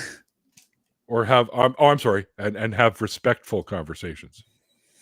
Yeah. There was totally the respectful thing. Yep. I'm sad because I kind of wanted you and I to be on a show where we actually, both of us, get to rip into somebody. Yeah, I mean, that'd be nice. Like I said, I put out feelers. I can only imagine that I scare people away. That could be. It could be. I don't think I've hit the level yet where people are going to be scared to call in because of me yet, but that's why I do this now. I'll be on here every second week. I like being one of the main hosts, kind of like how they have main hosts that are like with the ACA or the Line or whatever, which I've had the honor of doing 2 times now on the Line. Nice. Yeah. Oh shit! Now there's 2 calls sitting in the waiting room there. Yes, people we could yell at. I mean, wait, sorry, no, people we can have respectful conversations with. Yeah, respectful conversation. How do you spell that? Okay, they're going through. Okay, guys, let me know which one's approved and which one isn't. Hopefully that fixed it. Try again. I left and came back. They can hear now if I put them through, you think. Yeah, maybe. I don't know. Should we try it? Like, should I answer the one? Somebody give me a yay or nay. We'll talk to Dave. Yeah, he says, yeah, give it a try. Or someone said, yeah. All right. Going live with Captive Desk, a.k.a. Dave. Can you hear us, Dave? I can hear you. Can you hear me? Woohoo! Gotcha. Hey, we have liftoff, unlike SpaceX. Yeah, we can totally hear you. Yeah, I go into the ARC protest, and so somebody had mentioned before there was a Bigfoot on the way down there, so I looked it up, and it's not far off of I-75. It's basically a straight shot for me from Toledo to Kentucky. So I figured, I'll make a little side jaunt there and see the big Bigfoot. It's like 27 feet high or something. It's made out of wood. Holy shit. Damn. They got it at the Salina campground. Oh, wow, okay. I'm going to have to see if I can visit that. That is a big foot. Yeah, ours isn't quite that big. Tons of mice used to live here. And we talk about Keytown a lot. Yeah, we've got the heat wave here. But yeah, I'm looking forward. GE, you're going to be at the protest? Yep. I'm speaking at the protest. Yeah. So cool. I'll hopefully get to meet you, and all the other great folks are going to be there. Yeah. Yeah. Sorry, Dave. I think I was going to cut you off. It's all right. It happens. Yeah, and Neil, you voiced God. I have voiced God as well. So yeah, I saw you type that in the chat there. Need to get hats or something. We voiced God or T-shirts. You voiced God. That's right. It's kind of cool, though. I mean, you're up there with all the actors, the great actors that have played God over the years and everything. It's kind of cool. I don't think I'm on that level yet, my friend. But sure, we're in the group. We're in the group. People who have played God in a book or a movie or on the radio, I guess. Well, as I always said, I was always told. Turn down, isn't it? Well, I'm sorry. I said it's hard to turn down, isn't it? So yeah, when I got asked, "You want to voice God in a video?" and I was like, "Sure, I want to voice God in a video." Fuck yeah! Who doesn't want to be God? Right? Right. Yeah, exactly. I've dabbled a little bit too in the voiceovers. I get compliments on my voice a lot. I narrated Deconverted Man's book on my channel. So yeah, that's right too. Stuck my toes in the water a little bit there. It's fun, man. I dig it. I love doing the voice work stuff. I think it's so much fun to do. And the best part is it's a lot of work. Yeah, I'll leave that to the professionals. I don't know anything about that shit. I'm just like, hey, I'm just the voice. I'll get on there, I'll say my thing, and you can do what you got to do to make it sound good. So have at her. But I used to get real nervous, making videos and stuff, and then I realized you can edit it. Don't get nervous, So now it's when I flub up, I just go blah blah blah blah blah and start back over, and then you fix it up later. And every once in a while, for fun, I stick a couple bloopers on the video. So people don't think that it's all that easy, because you do mess up. You trip over, everyday words. Yep. I wanted to call in and say hi. Hi. Heard about that, and GE is going to be there, KC is going to be, and all the great people, and that's I'm looking forward to meeting everybody.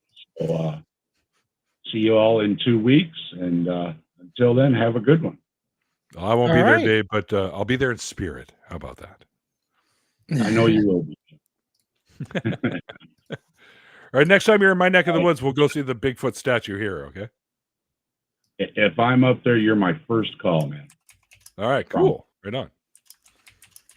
Okay. Talk to y'all later. Yeah, you betcha, See ya. Bye. Take care. All right. So hang on here. Should we ban Dave? Yeah. So we have another caller. Can I take the other call now? Is that cool? Let's see what the private chat says. Okay. All right. We can take it. Woohoo. You can take this call. How'd that? I didn't even press the button. Oh, magic. Cat's like, I did. Hi, Cat. Hi, how you doing? Well, I'm doing all right, I suppose. Yeah, I'm doing pretty good. Yeah. Don't ban Dave. Don't ban him. No, I'm kidding. I would never do that. As he clicks I ban. know you would. I know you would.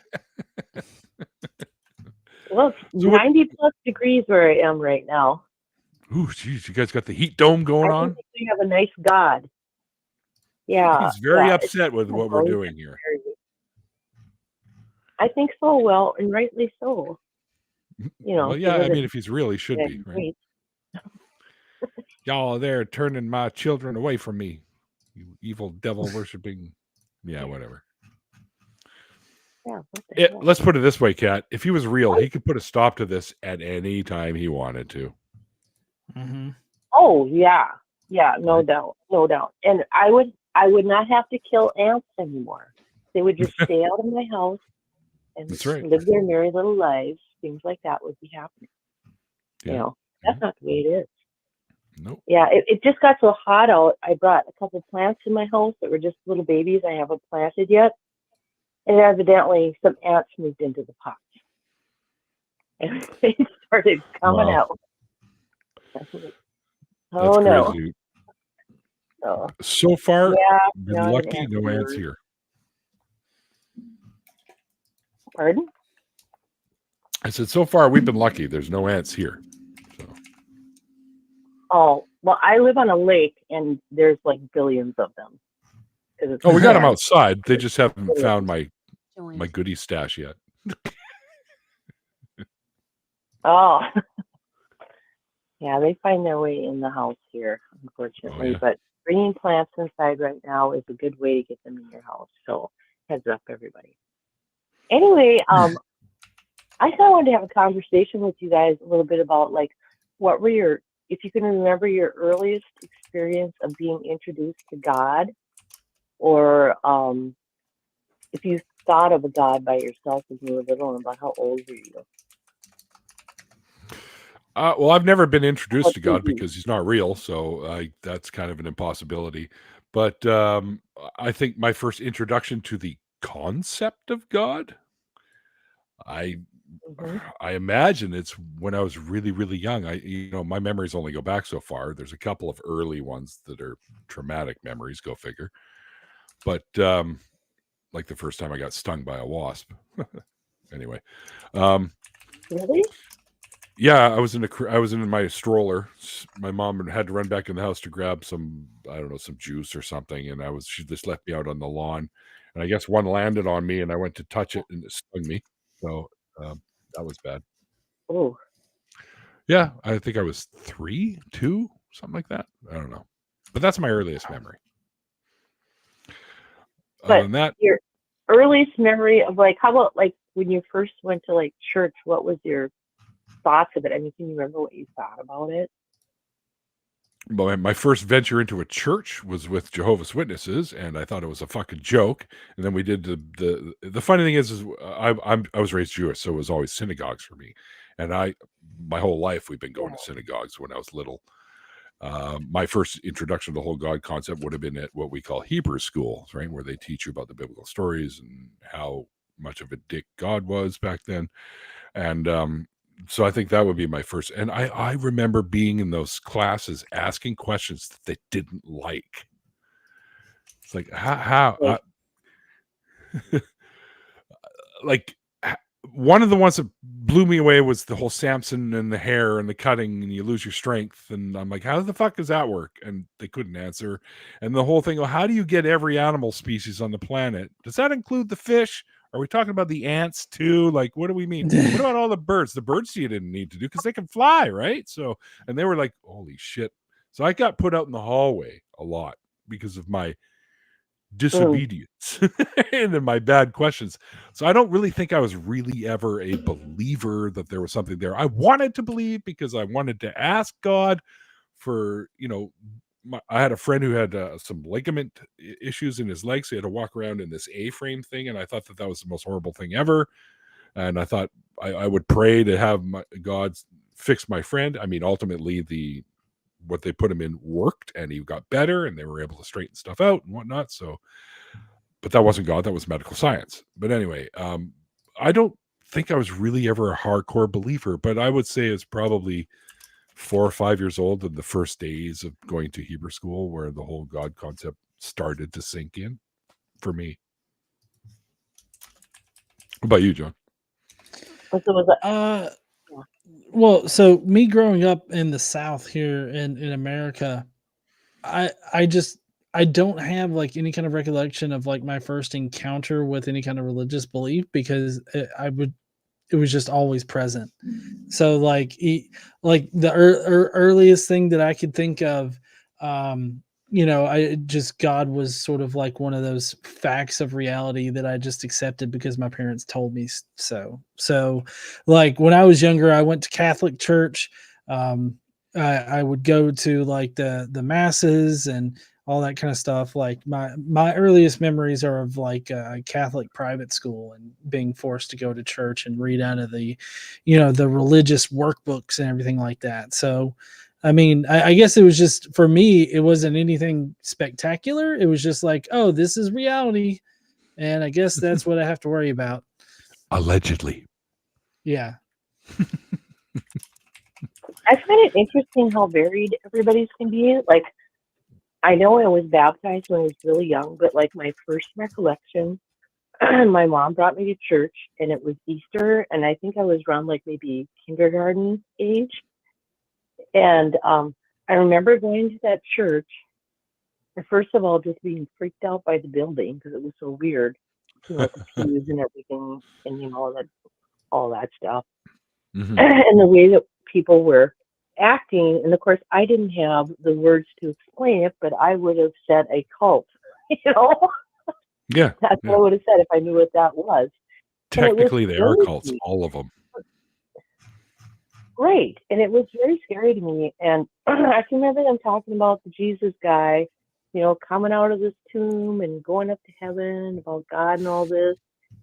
And so a person coming back allegedly from the dead, and then they're all acting weirdly and drinking the blood of him and eating his body. Yeah, like what the fuck is that? I know, and I'm just this tiny fucking kid. Zombies, vampires. What's going on?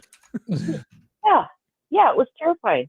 And then they sent me to Sunday school, and then we had to color a picture of the tomb with the big rock, and it was kind of like Jesus was pushing the rock over to the side as he was leaving the tomb. And I felt kind which of nobody witnessed, by the way. Right. Right. Exactly. And then, my mom told me about God and all that, and then she made me pray that prayer every night. Now I lay me down to sleep. Not to be touched by some priest creep. And you think about it, I was terrified from that I was going to die before I wake up, that all these people would like die in their sleep. And I had no idea where they were going to be taking me, because there was this place they were taking me to. And when you would talk to them about heaven, nobody could really tell you exactly what it was. Of course not. But I think the only commonality with the whole heaven thing. Oh, I'm sorry, Kat. Carry on. Oh, I was just thinking, how many kids have gone through that? I mean, what are their first experiences? Unless it is like when you're so tiny, just they talk about God in some like great way, baby. I mean, that's what was happening with you, John. Well, oh, God will take care of us and all this stuff like that. I don't know.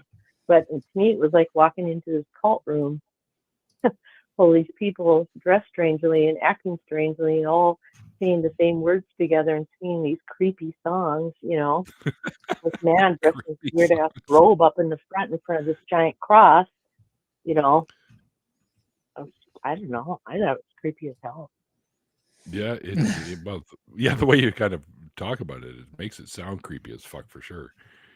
It's like, although I'm sorry, Well, I don't care where you're from or what you're doing or what religion songs you've sung. No song is going to be weirder and creepier than fish heads, roly poly fish heads, roly poly fish heads. Eat them up, yum. Yeah, that's the weirdest, creepiest song ever. Anyway, but yeah, on the whole heaven thing and how everyone has a different idea of what heaven is, I think the only real commonalities that I could ever think of is pearly gates and roads of gold. That's about it. It's the only commonality.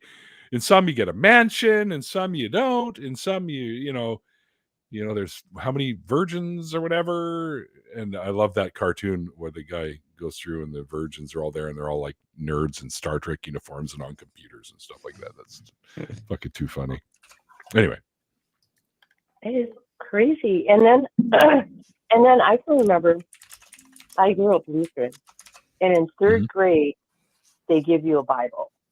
Well, that's kind of a mistake if you're someone that likes to read a lot. And I was like way above the level of reading when I was a little kid, But I started reading that shit, And I started asking my parents all sorts of questions about it, you know, and like, is this real? Is this really supposed to be happening? You really think a woman was made out of a rib in the sky, like a lump of clay, you know, and Right. just on, you And know? why do they have belly buttons in And every picture I've seen of them? That is yeah, a they good shouldn't have question. belly buttons, should they? I think that's Yeah, one I asked really. at Hebrew school. And I think I asked it because I just recently learned what a belly button was all about. It had an umbilical cord with a mother and yada yada. So Yeah, and then the stories don't match up either, you know. And I would sit in there, and again around Easter time, they're reading about Jesus, and it's like, okay, we're going to read out of this book, then we're going to read out of that book, and I'm like, they contradict each other. What the heck, you know? They're saying two completely different stories. Why is that? You know, but isn't it I can't see how in that part of the Bible or people can go through that blindly. well, yeah. That's why it's called blind faith. I ain't talking about the band. A really good band, by the way, You know, but still.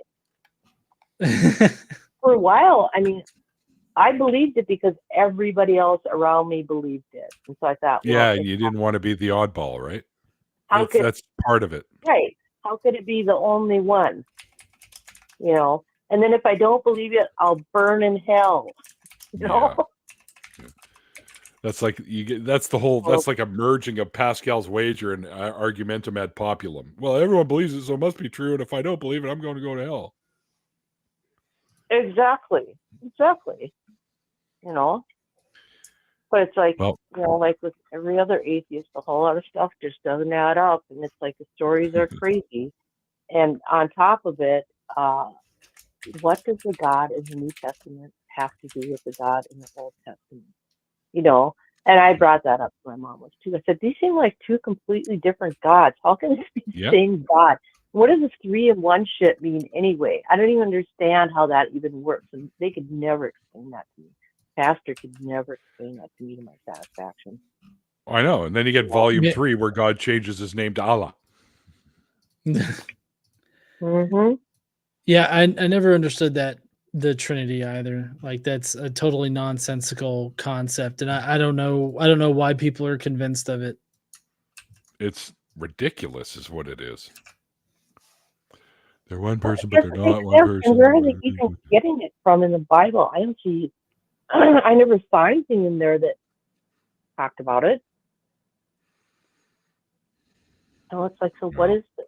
You know, and why? And the other one was, why are there so many different kinds of churches? Oh, well, you don't want to go to the Catholic Church. Because, you know, all the denominations. Real strange shit.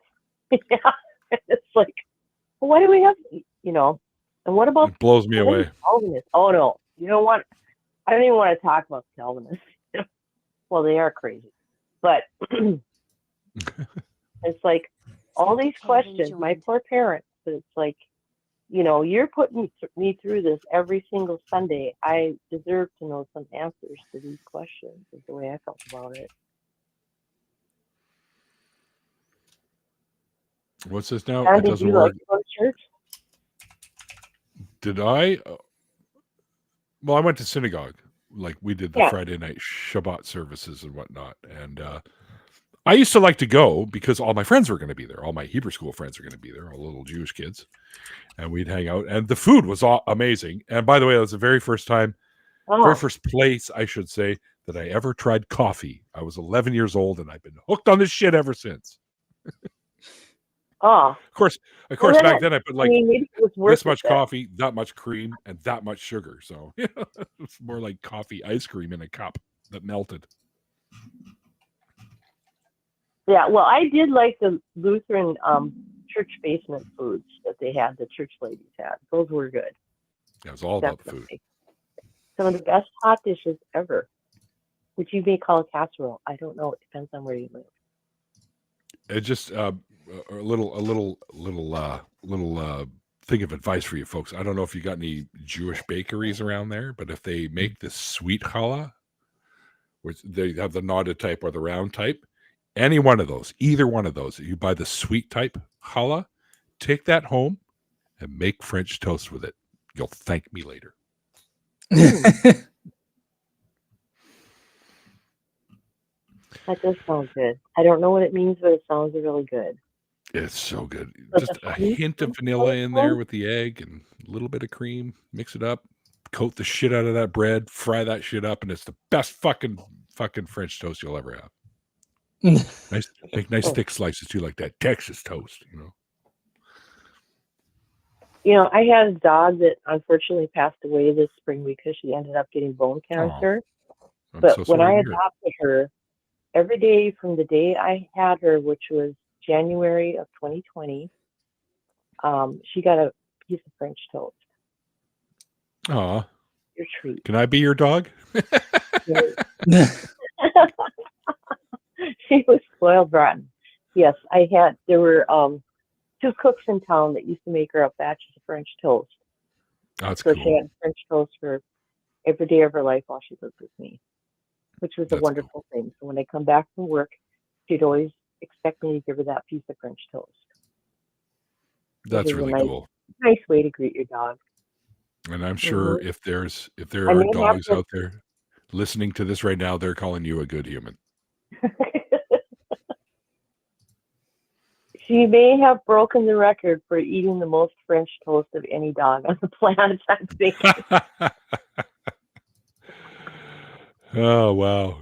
If French toast is involved, I seriously want to be your dog. Yeah. Well, I'm probably going to be adopting another one soon, and I'm just going to carry on that tradition because she loved it. You know, it's a good way to get them their eggs. Fool her with a dog costume. So I have to do the whole stroking the beard thing too, because that adds to the thinking process, apparently. Yeah, it definitely does. I would agree. Wow. Yeah, it's what it sucks when you lose a pet, but don't worry, they're in pet heaven now. Oh, yeah. Yeah, that was another thing I asked my dad too when I lost my dog when I was a kid. And she was a St. Bernard, and she was one of the sweetest dogs in the world, a beautiful big dog. And my little brother, who was 9 years younger than me, we made a sled. We made a harness for her, and she would pull him on the No sled. way. And she No, was a that is sweetheart. cool. She babysit him out in the yard. Yeah, and so I asked him if the dogs go to heaven because I couldn't imagine that they were just like the most wonderful creatures on the world. They had to be able to go to heaven. I can remember him That's really just cool. sounded like he was just going to break down and cry and said, "Of course, dogs go to heaven." You know, because he didn't want to break my heart. You know, about If dogs. I had to believe in a heaven, it would be dog heaven or pet heaven in general, because I think that would be the loveliest sentiment. Unfortunately, of course, it's not true, but it would be, if I had to pick a heaven to believe in, it would be pet heaven. I agree with you totally. That's like when I adopted my dog. It was like, I'm going to give this dog the best life I can possibly give it. You know, because they deserve it. They deserve it. So See tons of mice I really comments. agree with you. You see tons. Oh, you can't see the comments right now, can you? Cat? Well, tons of mice goes, why does my new dog wear a bandana? Where did all my Lego go? Signed Cat.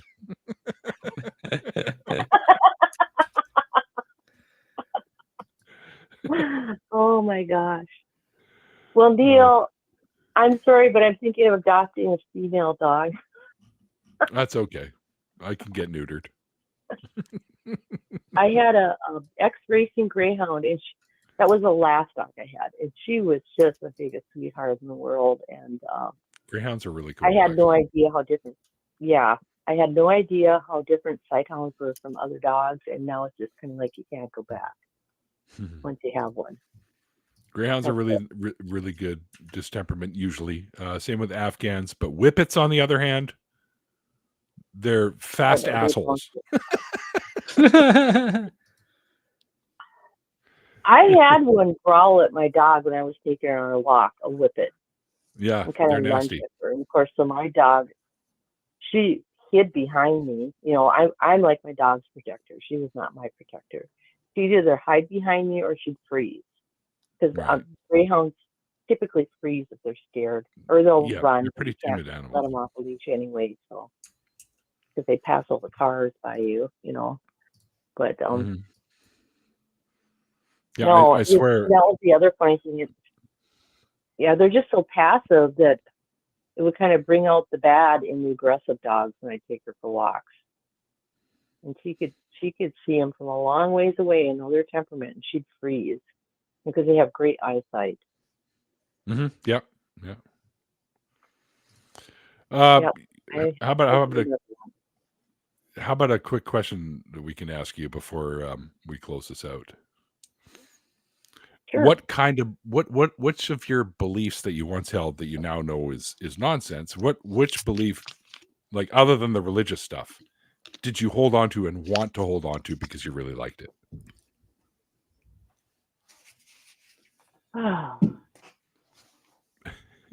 The neighbors upstairs are going to complain. Sounds kind of dark, but that everybody has some good in them. I know that sounds so negative. I don't really believe that anymore. Oh, I okay. just always wanted to do the best of everybody, and I just. That's not a bad way to be, though.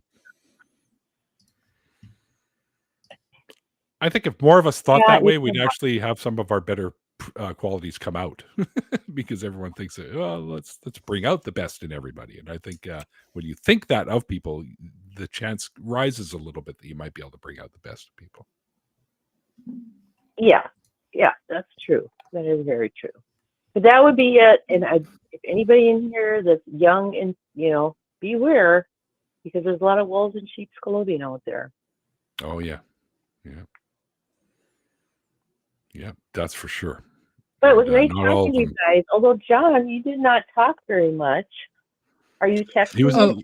He was busy annoying the upstairs neighbors. Oh, no. Well, I mean, I don't have upstairs neighbors. I have a house, but no, I mean, I was just enjoying listening to you talk and also listening to Neil talk. Like, I don't know. I didn't have anything to really add in there. Okay, I have a question for you. Do you have a pet? No, I don't have a pet. I have had pets like throughout my life, but I do not currently have a pet. And I've regularly liked having like dogs. I haven't really had cats all that much, but in the past I've had dogs and I've enjoyed having dogs. Dogs are great. Yeah, you have to have. I like all animals. I've had jumping spiders. Does that count? Retired, so I said my husband's retired, so I made sure my dog always had a human.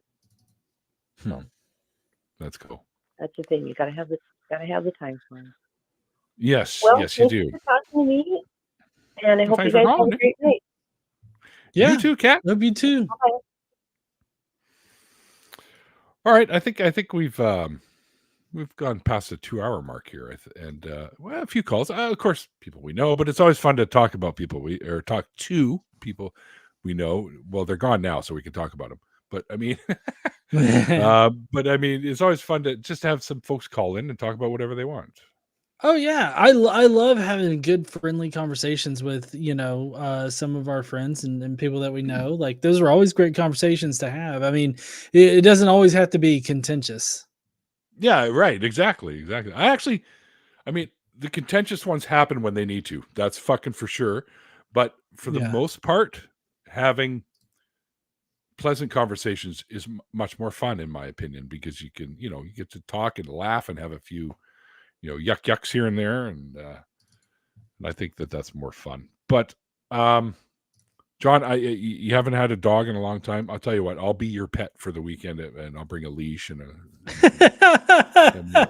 I'm not taking you outside to shit in the yard. It's all right. I'll just go out by myself. I'll let myself out. Yeah. It's going to look really, really awkward. Let's put it that way. Yeah, well, this was fun. Hopefully, the next time we get together and do one of these, we'll actually be able to have some calls about religious stuff and whatnot. But Yeah, as you can cool. see, folks, by the little ticker that's going by there, I have one on my show that says the views and opinions of our guests do not necessarily reflect the hosts. You gotta have one of those for what do you call it there? What do they call that? A fucking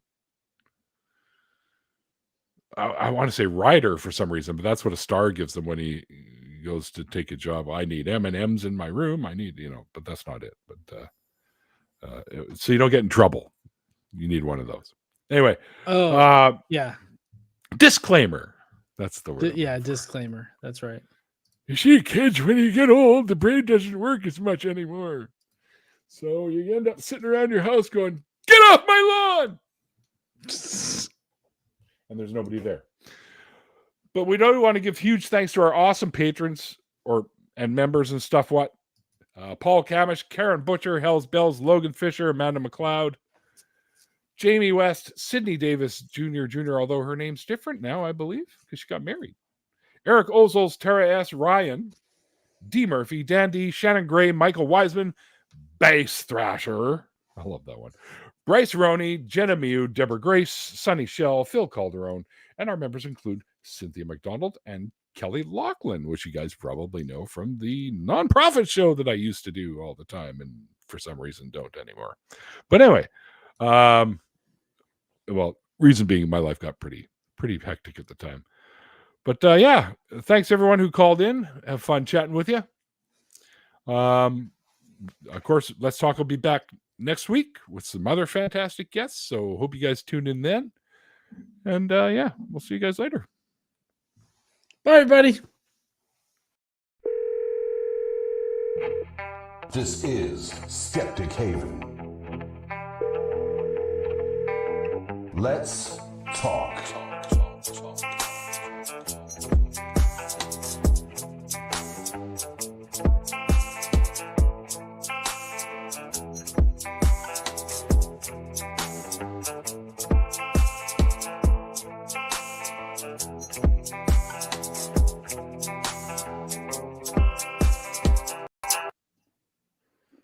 How come they don't have you up there with the whole pulling forward and the funny name going and whatnot? Because I think you've been on here enough to do that.